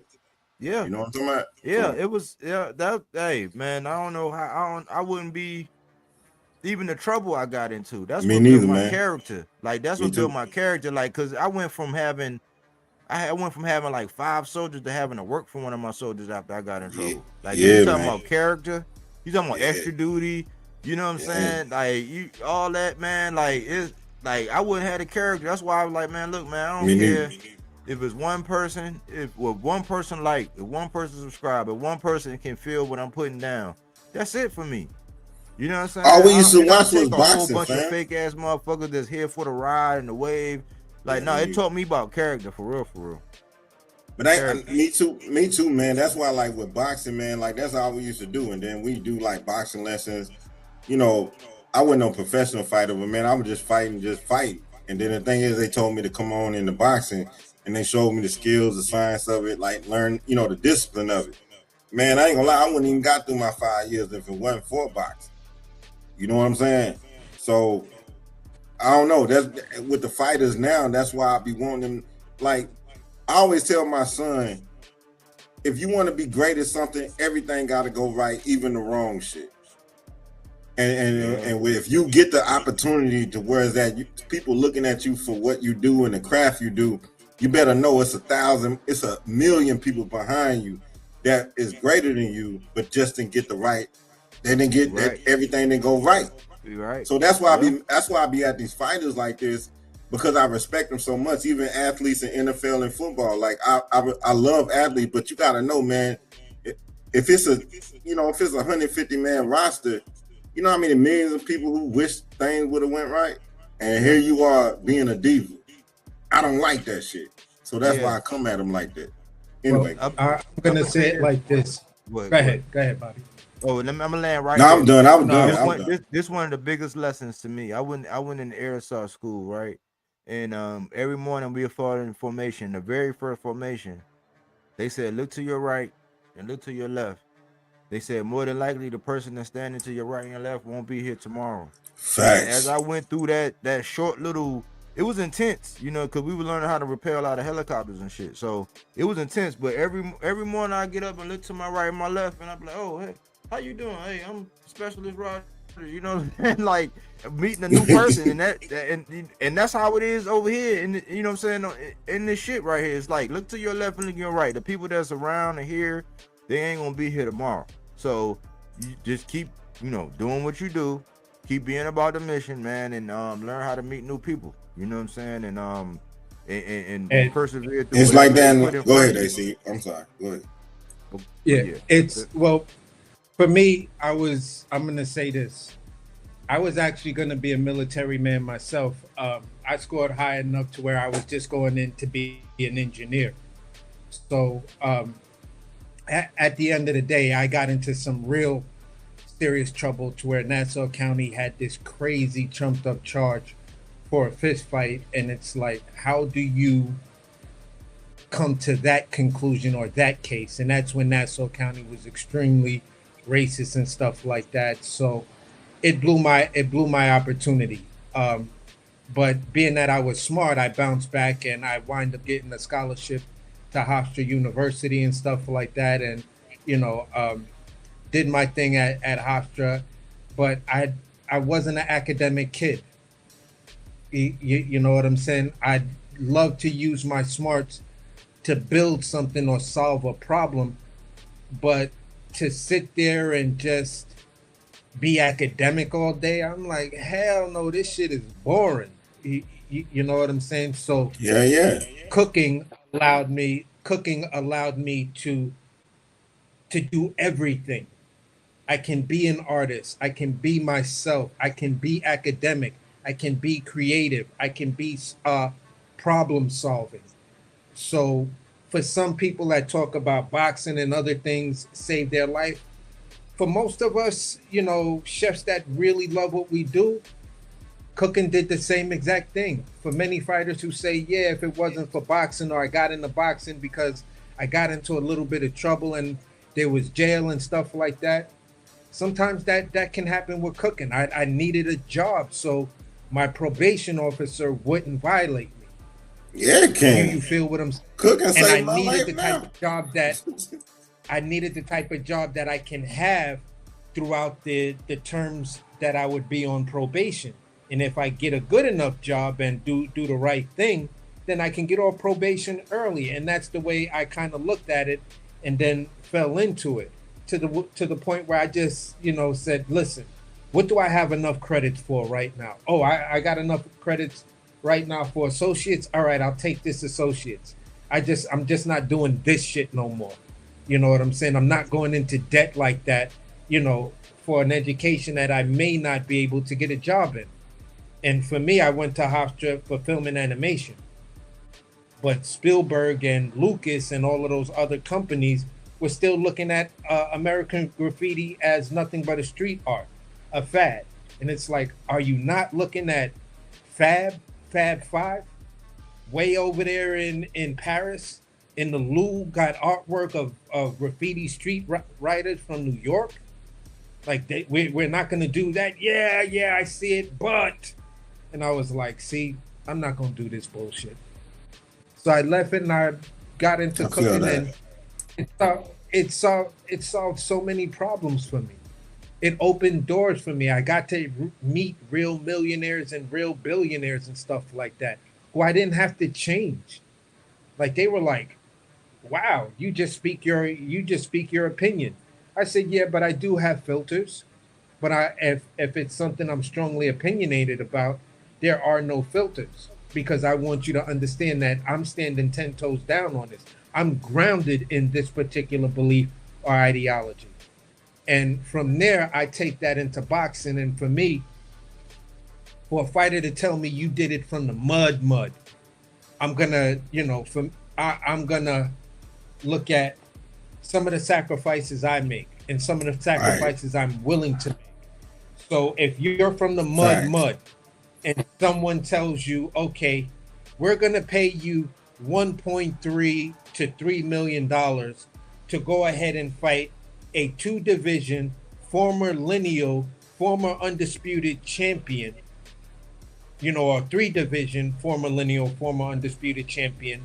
You cooking. And, you're telling me, well, I need more money. Then you're not from the mud. Because the mud people look at it like this. We look at it as, if I beat you, that puts me in a position to dictate the terms. I become the A side to everybody because I just beat your ass. So when I look at it like that, you're telling me you're not willing to make that minor little setback. And to me, I still look at it like, when the fuck is $3 million not enough? That's $3 fucking million, bruh. I get it. I'm not the guy who been fighting, who's got 60 fights and faced these whole string of world champions and stuff like that. Yeah, okay. You seen what I did. I'm a multi division, at least more than 5 times champion. But if I've only been there one time and I lost it because of me, then if you're going to pay me $3 million to go battle Renee Redzepi, I'm telling you, Renee, the food you're going to make is not going to stand with what I'm going to do, and it's going to be a lot more simpler. I'll fuck you over with a fried rice dish, bruh. So that's where I'm at with it. It's what sacrifices are you willing to make to get where you need to be. You know what I'm saying? So when I look at fighters, I look at fighters, and these fighters are not willing to make that stance. When I look at some of the fighters, to bring it full circle, when I look at some of the fighters that we're calling the dark horses, name me one of those guys we've been saying is a dark horse who would come out and tell you, all right, we're going to pay you $3 million to fight the guy who's a 3-division champion, former lineal champion, former undisputed champion. And you're going to let that fight go in the purse bid. No, they're not even going to let that fight go in the purse bid. They're just going to say, all right, you offered me 1.5. Could you do a little bit better? And then they come out and say, no, we'll do 3. Okay, you got a deal. Where do I sign that? I've already agreed. So listen, whatever terms you guys got, I don't really give a shit about that, because I'm about to beat the shit out of your guy. That's what Floyd said. That's what all the greats said when they faced that same situation, to where the terms weren't on their side. When I brought up the other day the pay discrepancy between Floyd Mayweather and Canelo Alvarez, when I brought up the pay disparity between Edgar Berlanga and Canelo Alvarez, people can say what they want to say about Edgar Berlanga, but he was like, look, I don't give a fuck about the money. If I beat this motherfucker, I'm him at 168. Because he was like, look, I could be undisputed if I beat Canelo. So you're going to pay me $1 million and some change to take a shot? Shit. I'm going to do that all day, 7 days a week, and twice on Sunday. And that just lets you know the nature of these guys who are doing what they're doing. And this is why a show like this is just that important, to spotlight the dark horses, the guys who would take your same deal, Keyshawn, and run with it to get the opportunity to get Devin Haney in the ring, because they believe in themselves. And it's not about the money. I know the money is going to come once I beat Devin Haney. And that's the disappointing parts of it. Shakur Stevenson, you're asking for a 2-fight deal. It's like, okay, do you want a rematch? Are you saying a rematch, or you just want a 2-fight deal? Be specific. And we never heard no specifics on that. It's just, they're offering me a one and done, and I don't know if I want to take it. Well, if you feel you that man, you the pound for pound king, a one and done is all I need. I don't need to come back and smash Shorty again if I know, my manhood is 12 and a half inches, 3 inches thick. I don't need to come back twice. Shorty gonna look at that and be like, oh my God, you built like that? Yeah, Shorty. Yeah. And that's it. That's it. There is no coming back unless she calls me to come back. And after that, I'm off the clock. It's general it's GP right now. You feel what I'm saying?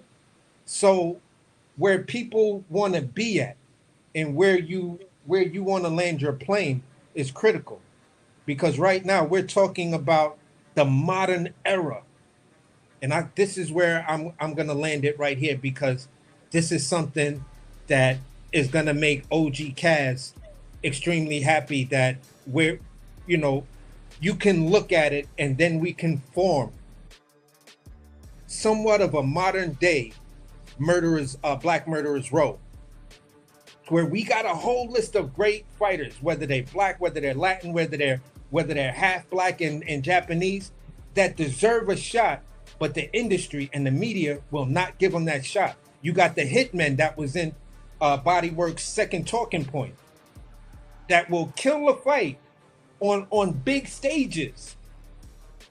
On big stages where we're watching other big fights happen, you're going to kill a potential big fight for no other reason but to protect your guy.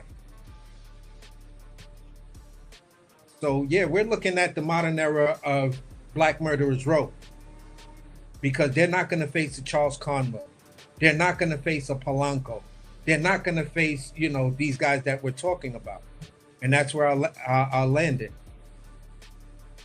Yeah, to bring it to segue it home, and bring it home. Tito Mercado said as much. Now, is Tito Mercado going to get the benefit of the doubt now, because he was calling it all down the line, and we were reporting on it. He was saying, man, he said, I've been trying to say that, like, Keyshawn, he's not real. He's like, he don't really want to fight nobody. He's like, he hasn't fought nobody. He's like, who has he beat? He's like, yeah, he was a champion 35, but like, who did he beat? He was like, so the fact that he would turn down that amount of money is like, it shows that he's not real. Like, he don't really want to fight nobody. And I'm like, okay, yeah, point well taken. But he's been calling it. Like, when he stopped, I think that was Pedraza. Yeah, I think he got Pedraza, because Pedraza was the thotty. You know, Tank ruined him. You know what I'm saying? But like, everybody was getting their claim to fame off of Pedraza. But when he stopped Pedraza, Shakur and Keyshawn was in there watching it. He called them B's to their face. They're like, man, these I bet you none of these BITCHs won't do it. And that's the same one at the same time when Keyshawn tried to give Andy Cruz that sideways handshake or whatever it was. You know what I'm saying? He was like, I bet you they won't. And they dismissed it like, he got to do something. But they know him from the amateurs. The other thing is, I hope everybody realized what I was saying, because the best truth is like right up under your nose. Like when they want to disguise a lie, right? They put it right up under your nose. And what's right up under your nose is that Shakur is like $1 million man now. Well, he been $1 million. He been making millions of dollars. But he got this big ass contract to fight for Zuffa. So money is not the thing. Why is it that he don't want to fight none of the guys that we want him to fight? Because it's not money. I was trying to say this before, like, the people used to make this argument about Buzz, like, man, he getting paid $10 million guaranteed. It don't care. It don't matter if he fight King Kong or Ned Flanders. It's like, okay, so why are we not leaning more toward? Why are we not putting the pressure for the King Kong? That's too much like right. That's too think much about like it. right. You know what I'm saying? So if Shakur got this big old bag and he's taken care of financially, why is it all these obstacles between him and the real killers? Y'all gotta think about it. You know what I'm saying? Because money ain't a thing like Jay-Z and Jermaine Dupri. That's what I was trying to tell y'all. I'm like, no, because he don't really want to fight nobody. It's not about the money no more. It can't be about the money no more. I just want the big fight. But why you go over to Zuffa when everybody on the zone? You know what I'm saying? You don't want to fight nobody. It's that Memphis Bleak joint. Memphis Bleak told everybody, you know, I got where Shorty used to braid my hair, and once I dropped to a Caesar, I don't need you. No, yeah. So Bars. that's kind of what Bars. Shakur did. He built everything he got off the top ranked diet, then you know, jumped off that, leaving all of that. All of those infinity stones right there, and the possibility of the Tank fight, the possibility of the Loma fight, and the Tio fight. All the fights that he wanted, all he had to do was re-sign to top rank, and he got him. You feel what I'm saying? Bob said so because Bob was coming out his face during that time and was like, look, man, the two guys I had ahead of Shakur was Teofimo Lopez and Lomachenko. Those two guys and Shakur Stevenson were the three guys I was trying desperately to make the Tank Davis fight with. But Loma and Tito went someplace else, as Bob said it, and all he had left was Shakur. So then when all he had left with Shakur was like, look, the Tank fight is great business for Top Rank, even though it is a cross promotion, because he is the bag. But it's still a great fight for Top Rank. So you leave that, then you go over to Eddie Hearn. Tell Eddie, fuck the Tank fight. The whole time you're over there with Eddie Hearn, I'm not thinking about Tank. I don't want to deal with Tank, because Eddie put you close proximity to Turkey. So the Shakur Stevenson said, okay, if I tell Eddie this is not going to happen and it's broadcast, then the Turk will not expect me to want to fight Tank Davis, although the Turk was originally trying to make the fight between Tank and Devin. And that's where we go to the two Lamborghini situation. Yeah. So Shakur came out and he got ahead of that, was like, look, y'all not going to do me like y'all did Dev. We're not even going to talk about this dude. So that's how he secured that deal. Then he jumps over to Zuffa to say, I'm going to make the biggest fights. The day he announces this, they ask him, well, what about a Tank fight? Sure, that fight can happen because it's still one of the biggest fights in boxing. But over there, you just said when you was even in close proximity, being active and everything, and the Turk would have put that bag up, you said X, Y, and Z. Now you're over here, Turk can still put the bag up, but now it's logistic legal issues that did not exist when you were on the zone. That's the biggest takeaway from all of this. You got to understand the business of boxing. And when these fuckboys out here try to tell you try to tell you and show the little picture of Roger Mayweather pointing and saying you don't know shit about boxing, you tell them niggas to flip that picture and point it directly at your ass, because you're not telling us the fucking truth. At the end of the day, he went over to Zuffa because it's legal issues that protect him from making a Tank fight. Now, AC, now you know that's a segue, but I had to prove a point to Body because I'll be getting out early. Body say he gonna get out early. Anyway, it's all love because hey, Body my nigga. Hey, I stood on here because look, I ain't got to be no parent all the time. Okay, I got some leeway. But anyway, man, hey. I know this, man, hey, thank you, brother. I didn't mean to cut y'all, but I mean, thank you both of y'all, man, for just even letting me up here kicking it with y'all, man. I wanted to stay at the end of the show. Everybody like, share, subscribe. Make sure you hype them up. Come on, man. It's good boxing. I promise you, man. You ain't getting it like this everywhere. Both of y'all brothers, man. Love y'all, man, for real. See y'all next time until the re-up. You already know. Salute. Appreciate you, man. Salute, brother. Thank you, man. To the next time. For sure, Swallow. On to the next one, man. Tuck the little one in and stuff like that because it's already almost 11 o'clock. But at the end of the day, bro, I'm going to land it real quick. Great show, man. People, look at what's really going on. Don't feed into these salacious guys and give them, the time of day and build up their algorithm type of, channel, because they still want to talk about the salacious shit and not telling you anything substantial. They're telling you, yeah, well, it's this. And Shakur just, tweeted, ouch, yesterday. And Devin said, oh, you hurt your little boo-boo. And, oh, they going back and forth at it right now. And it's like, I don't care about that. Shakur, there's legal issues of why you can't fight Devin Haney and you can't fight Tank Davis. Although you put everything down to that. And we got guys that we're talking about, dark horses that are in your weight class, guys that you can fight right now. You will not fight a Rayo Valenzuela because you're saying X, Y, and Z, and your fans are saying, well, don't nobody really want to see that fight. They'd rather see this fight and this fight.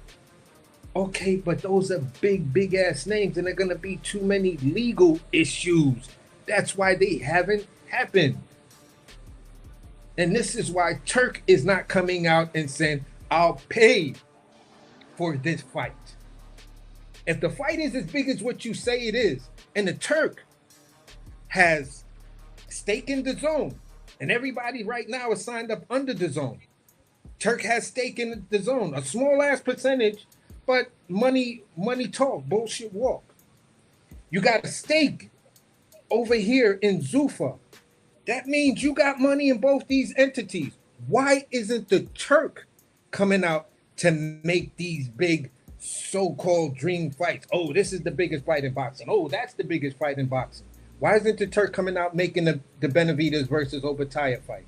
Why isn't the Turk coming out and tried to make the Devin Haney versus Keyshawn fight? Why didn't he try to make the Devin Haney versus Shakur fight? Because once that man signed over there, it's a done deal. You got too much logistical paper, legal bullshit to get through. And right now they're not willing to just compromise. And it's not the other fighters or the sanctioning bodies that need to compromise. It's actually Zuffa. Because they have the ability. You're all in one. The sanctioning bodies told you, if you want to, this is how you can work with us. They did it with the IBF. And then they doubled down with the WBO. And you dudes are still talking about, yeah, but Dev just tweeted and Shakur tweeted back and yeah, they're out of war. I don't give a fuck. It's meaningless. Because at the end of the day, what we always say on this channel, when you can't get the best opponent, you go for the best opponent with the best name. Shakur, you've been calling out Pitbull Cruz. You could fight the youngin. Give him an opportunity. And what I mean by give the youngin an opportunity, I'm talking about Tito Mercado. He's been calling out your name a lot. People will say, well, Tito might get whatever, but Tito got a mean streak that if he catch Shakur, he's going to finish Shakur. You won't talk about Andy Hirooka. You won't talk about Gary Russell. You won't talk about nobody at 140. You even forgot about Pitbull. So some of these just names I just mentioned are the guys we're talking about. You can say what you want about Gary Antoine Russell. Even though he has a belt, he's still a dark horse. Because he's got a loss. And y'all won't let him get past his loss. Yeah, but he got that loss and this person did that and then he did that and then, Gary Antoine went to the dressing room and changed his socks. So yeah, he don't deserve a fight with Shakur. He changed his socks. And you like, what? He's a fucking champion right now that just put on a magnificent performance against Hirooka. Yeah, but Hirooka's from Japan. And he's half black. So what does that mean? What? You don't know shit about boxing, and if you asking me that, well then, goddamn it, I don't know a fucking thing about boxing because I don't get it. These are just good fights. Yeah, but he ain't did nothing, and the last time he got paid, it was $3 and a Happy Meal ticket. So fucking what? If he could beat his ass, and he's the toughest guy out there, why not beat his $3 ass and make change? Why not? If you the baddest man. So that lets us know where we are. And this is why this type of show is extremely, extremely important to the boxing conversation. Because now it gives you something to think about and say, you know what? If I hold what these guys were saying, and even if I disagree, but if I just hold my favorite fighter to the standards that these guys are saying, because yeah, I may not have coming at my guy, but the standard is actually on point. I can't really disagree on the standard. But if I do that, then I'm going to shit on my guy. So I don't want to agree to your standard. I don't want to agree to nothing you're saying. Because if I do give you 1 inch, it detracts from my guy. And I don't want to look at him like that because I got too much respect for the fighter and what he's done in the ring. And it's like, so fucking what? I have a lot of respect for what Terrence Crawford did in the ring and what he's doing for Omaha. But does that mean I like the way he left boxing with that bullshit? No, no, uh-uh, no. And that's the part where I'm just gonna be like, look, man, you did your thing in the ring, but how you left this sport, I feel like you kicked me in the balls because I wanted to talk positive about you throughout the way and say, yeah, even when he left like yada yada yada like a true champ, and now you trying to go on your media tour to fix that. I don't know how much it's gonna work. You know what I'm saying? I do like some of the commentary stuff you're doing, but even then, we can think of many fighters that we were like, all right, bro, if you're gonna stick around or at least give us a title defense with this guy or that guy, you didn't do that. You didn't do that. So your record for undisputed title defenses is zero. I don't think you've ever given us one title defense of your undisputed statue. So for me, that's where I'll leave it. You got your flaws. You're not perfect. You're not the perfect guy to enter and leave boxing and stuff like that. And your legacy will be marred by little bro's actions. And I think that's the part you fucked up on because your legacy, Andre Ward's legacy, may not be marred by your actions because the relationship we saw early on between you and Ward. And people hold Ward as a high regard. You feel what I'm saying? Your shit might be under a little bit more scrutiny because how you keep talking about little bro and then you said the goofy shit that dudes just don't want to fight him. And everybody just looked at like, the fuck is he talking about? I could think of a dude at 130 that your man is running around here talking about. Stay your little 130 ass down there. God damn it! I wish Dev and Yoshino and some of those other guys, when you would after you blew weight, talking about coming up to 35. I wish some of those guys would have told you the same thing. Stay your little ass down at 130. You ain't getting no respect up here, and I don't owe you a fucking thing because you can't even make weight. How would y'all have cooked Devin Haney if he said that shit about Shakur at 35? So yeah, that's where I landed, bro. Bars. Nothing but bars, man. You cook. I ain't want to interrupt you, but you cook, man, on your way out the door, man. I appreciate you and your contribution as always, man. We always have a good time, man. It's always good, man. Like, you find a way to make boxing talk fun, man. And I always get my laughs, get my jollies off, and I rejuvenate myself, man. Like, appreciate you, man. As always, bro. Yeah, for sure, bro. On to the next one, man. All right, Salute man. to Swap. All right, man. Peace.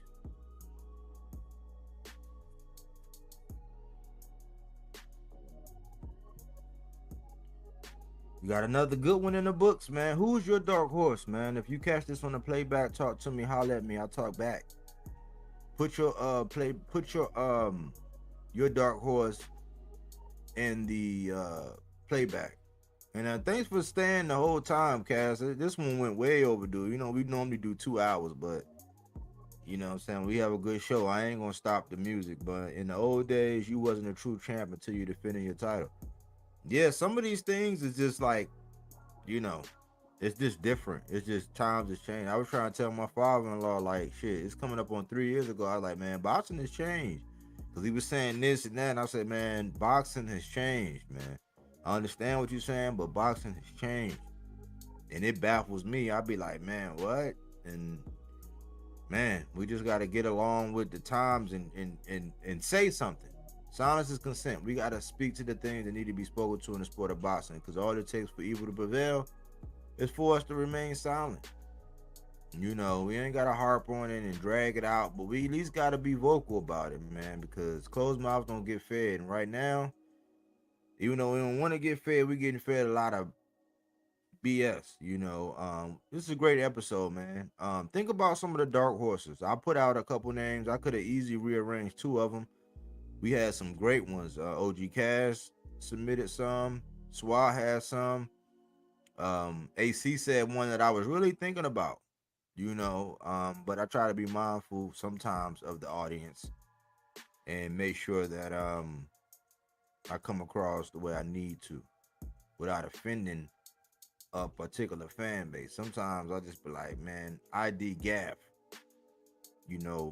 but I'm a fan of some of these guys. But think about some of your dark horses. Look at your favorite fighter. Is he moving the way he need to move to preserve the sport?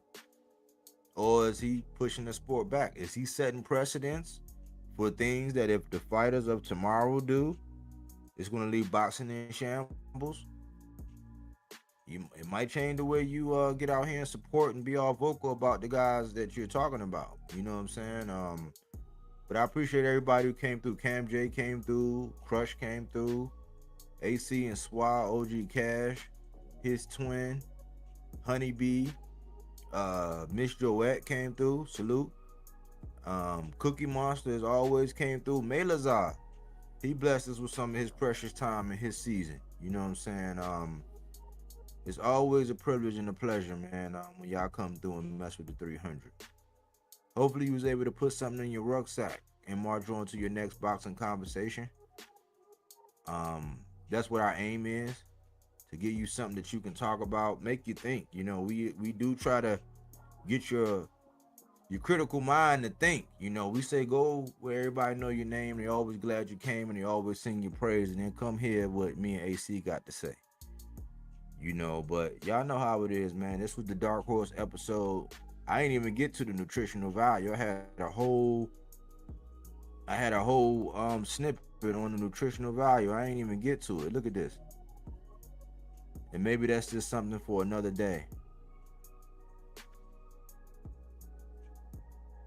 I ain't even put it up here, but I had a nutritional value aspect of it, man. Well, I'll get to it maybe on the next one. Maybe I'll do another Dark Horse episode, man. But I think I got to do another episode of The Fuck Is a Duck, because that's gonna be another classic. But y'all know how I am, man. I can talk boxing all day and all night. Anyways, thanks for choosing Bodywork Boxing. But we don't take things for face value. We do that body work. He didn't want to box. He wanted to actually prove that he could punch with you. He was like, what the fuck is this nigga doing? Oh, okay, you want to go to sleep. You tired. Welcome to